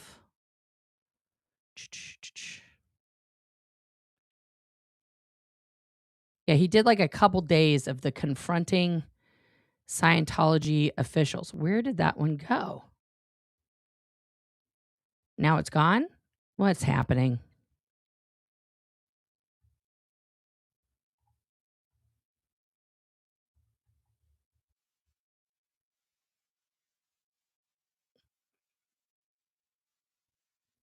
That's the 6th. That's the 10th. Anyway, there's a bunch of videos, guys, where he's doing the same thing. Okay. So let's exit out of that. Let's stop that. And let's go back to the transcript here. They might be wrong about the date, but it's somewhere in this time period. And I can find the part. It's just on a different day. Okay. Since filing of this motion, I've received a video that occurred on October. Well, they're saying it's October. Okay, that's why. October 9th. And I have the defendant going up to a victim while the victim is on a sidewalk near the property. I'm happy to show that video to the court. I will also advise that we received a non-arrest battery that Mr. Perlman brought up that occurred on September 20th. Okay, not on October 23rd when it was filed. September 20th. Where the defendant approached the doors of Scientology, was trying to put his phone in the door, and that in that process, he put his hands up and pushed a member of the church. I've spoken with Miss Ellis, okay, and Mr. Bartlett himself, and has advised that we file this new battery charge against the defendant. So if it's the state's position that he's escalating his behavior from July 29th, the day of the arrest, two additional, one video showing that he contacted John Gaffney directly on the sidewalk, a second incident occurring on September 20th, okay, and would ask that this no contact order again apply, that he's to remain 500 feet away from the victim's place of employment. So the judge says, all right, let me see the video. Your Honor, could I approach? Can everyone see it? That's the defendant. And then the judge, she says, and this occurred on October 9th, the day after the state filed the motion. Who are the rest of these people? That's the context of it. Those are Scientologists. That's what Aaron's lawyer says. All right. And then Aaron's lawyer says, Your Honor, if I could just briefly respond. Our objective here isn't, again, we're not seeking contact with the listed victim, who's on Zoom, by the way, watching all of this, okay? We have no objection to that being granted. It's the 500-foot component, him being allowed to be on public property. What we see in that video, that we're not asking to allow for that to occur, the second incident, it's simply for him to be able to pursue his beliefs and his ability to protest an entity that he strongly disagrees with. So that's the main focus for us at this time, Your Honor. This is the judge's response. You know, I was looking at Mr. Smith-Levin, who when the state mentioned that video, he was adamantly shaking his head no. But yet there's a video showing exactly what the state just said he was doing. So when the state said we have a video from October 9th showing him approaching John Gaffney, Aaron was like, no, you don't. No, you don't. And then they show the video. So it might be a Scientology video and not an Aaron video. That's possible. And I need to look at October 9th better. I think I went to September 9th. I don't know. Anyway.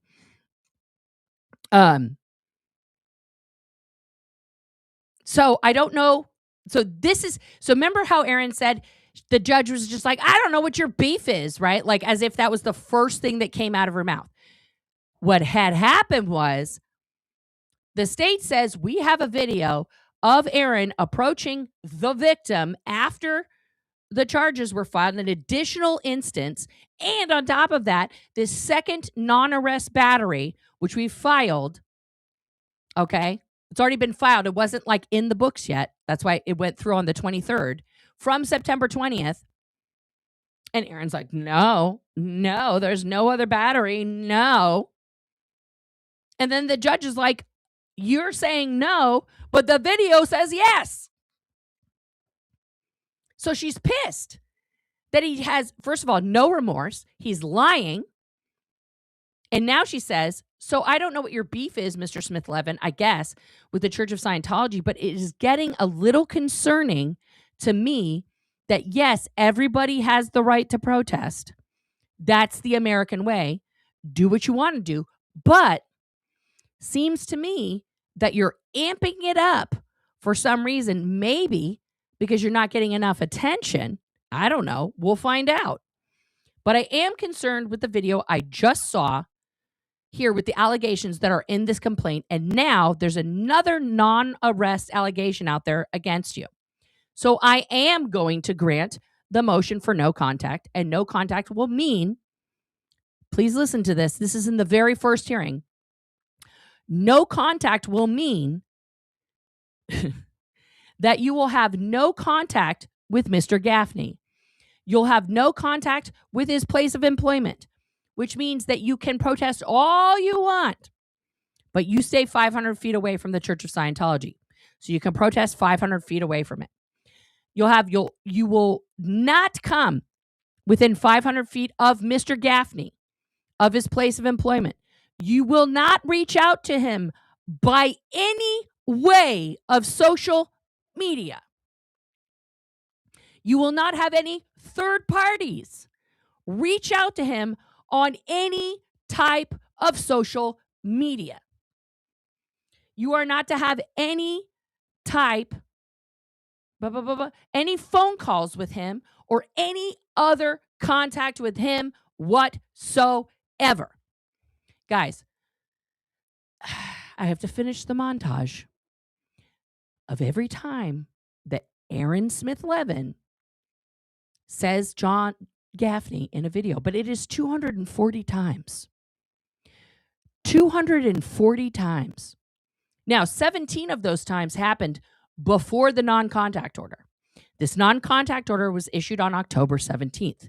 I'm going to show all the times he mentioned his name leading up to this hearing and all of the times he mentioned it after. It's a lot of times on both ends. Specifically, wow.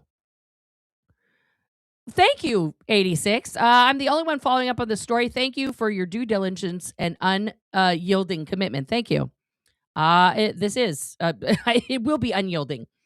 Okay. You will not come within 500 feet. Okay. You are not to stick your phone in his face. You want a video? You video 500 feet away. Do you understand that? Then Aaron says, yes, Your Honor. Can I ask a question? Is that okay? Mr. Perlman's trying to tell him to shut the fuck up. That's what's unintelligible.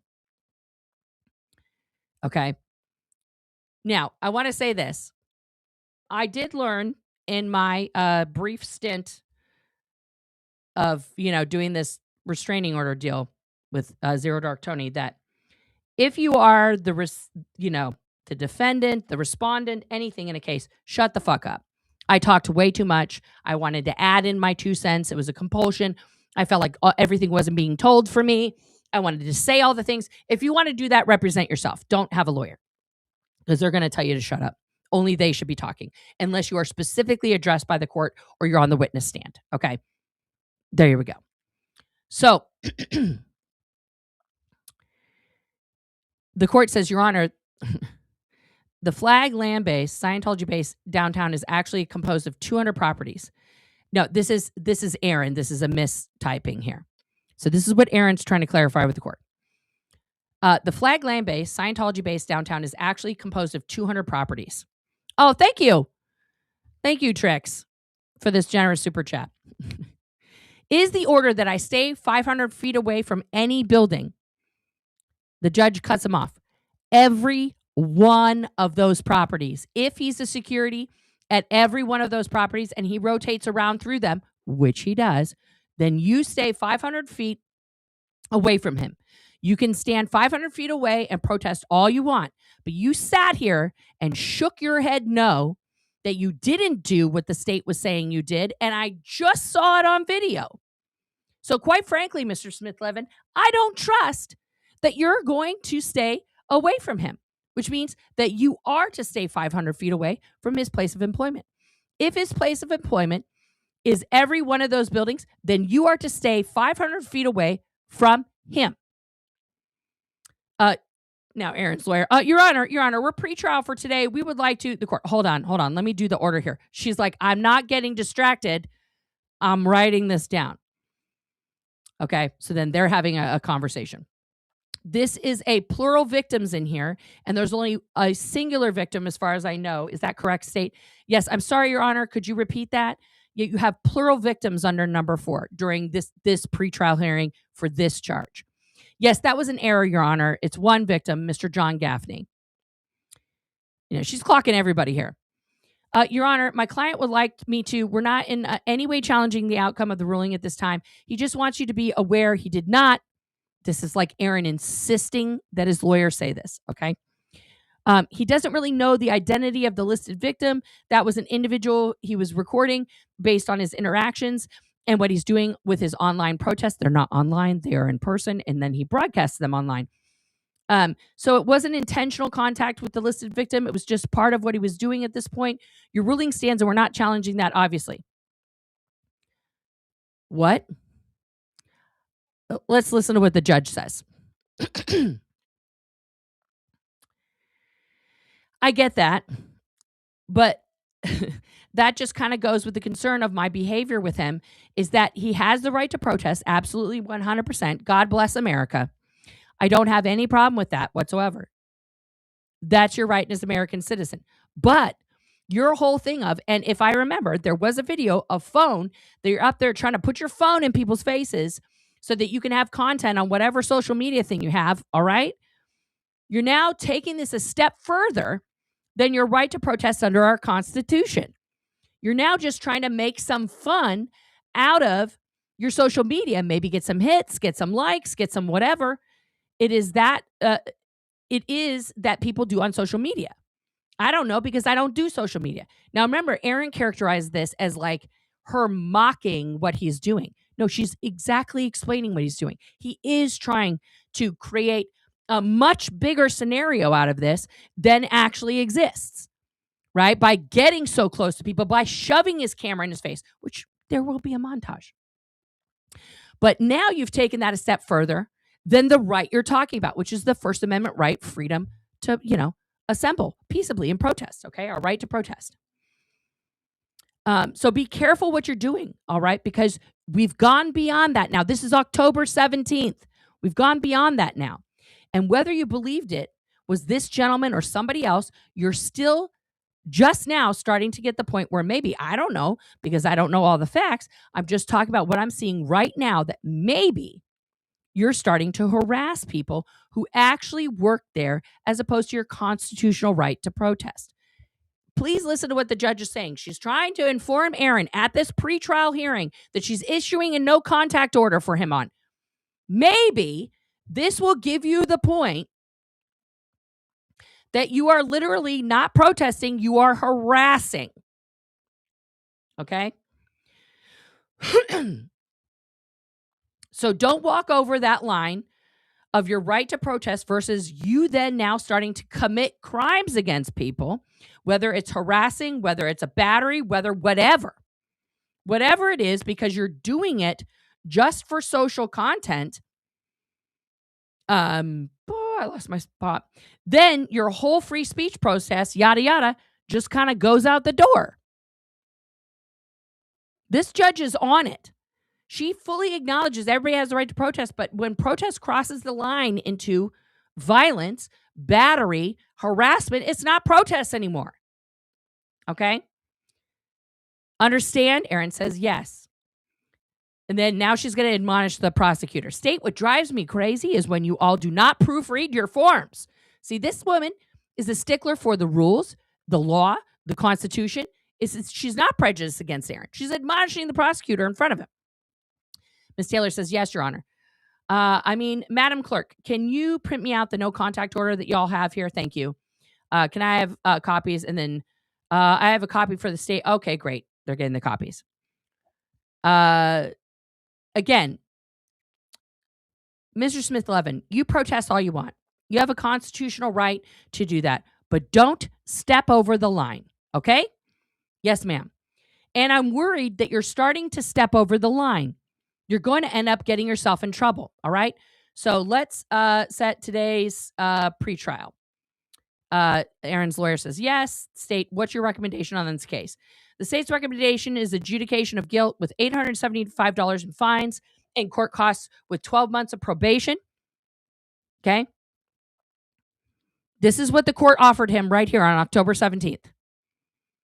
$870 fine, 12 months of probation, where the defendant is to have no contact with the victim and pay restitution. Okay? We're still working with the victim on the restitution figure, as the victim did go to the hospital after this, but we should have that figured by the next court date. Now, just as a note, Scientology does not pay for the ambulance ride. They're going to make that Sea Org member, John Gaffney, who makes $47 a week, pay it back. That's not a joke. They want him to pay it back.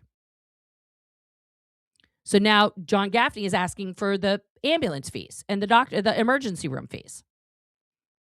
Okay? Which means that Scientology will have to provide the medical report as part of the case if they want restitution. Yeah, take it out of the pay, right?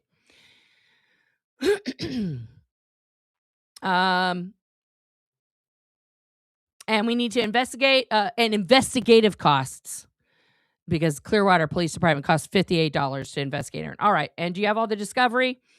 He says, I have some of it. I'm going to ask for 2 to 3 week reset because I think we need to figure out what's going on with the non-arrest. It sounds like the state's going to be filing that. So now they've discussed. So now Aaron knows at this hearing that this second incident is coming up. I anticipate setting trial in this particular case, and then I would like to see the additional discovery that the state has on the the non-arrest, or the non-arrest, excuse me, and then we can go from there. I think that's just the course we'll end up taking. A judge says, all right, I can give you November 13th. It's the earliest I've got. Let's take that. I'll explain to my client procedurally the next steps of all of this and how I anticipate it will unfold, and then we can definitively pick a day or date if we're moving towards that resolution, and we'll let the court know, obviously. Okay, so now this is why I'm scrolling carefully. So I have to stop sharing and scroll quickly past Aaron's address. Miss Taylor. Okay.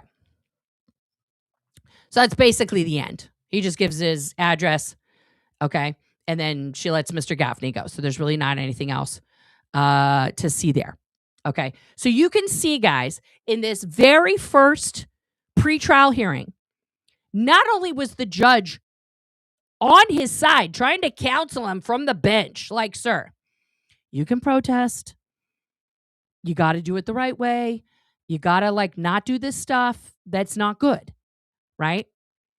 Aaron then blows that up, and Jenna blows that up into, oh my God, they were against him. Scientology's telling them all this stuff. Blah, blah, blah. Scientology wasn't even mentioned other than the place where the incident occurred, and that Aaron is an active protester of Scientology.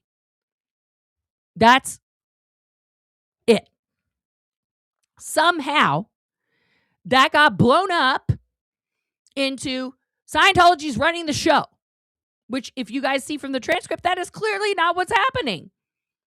Okay. Tomorrow in part two, we are going to go over the other videos. I'm going to organize shit a little bit better. I still have 20 more tabs to go through about what happened in between this incident, okay, this hearing, and the next hearing.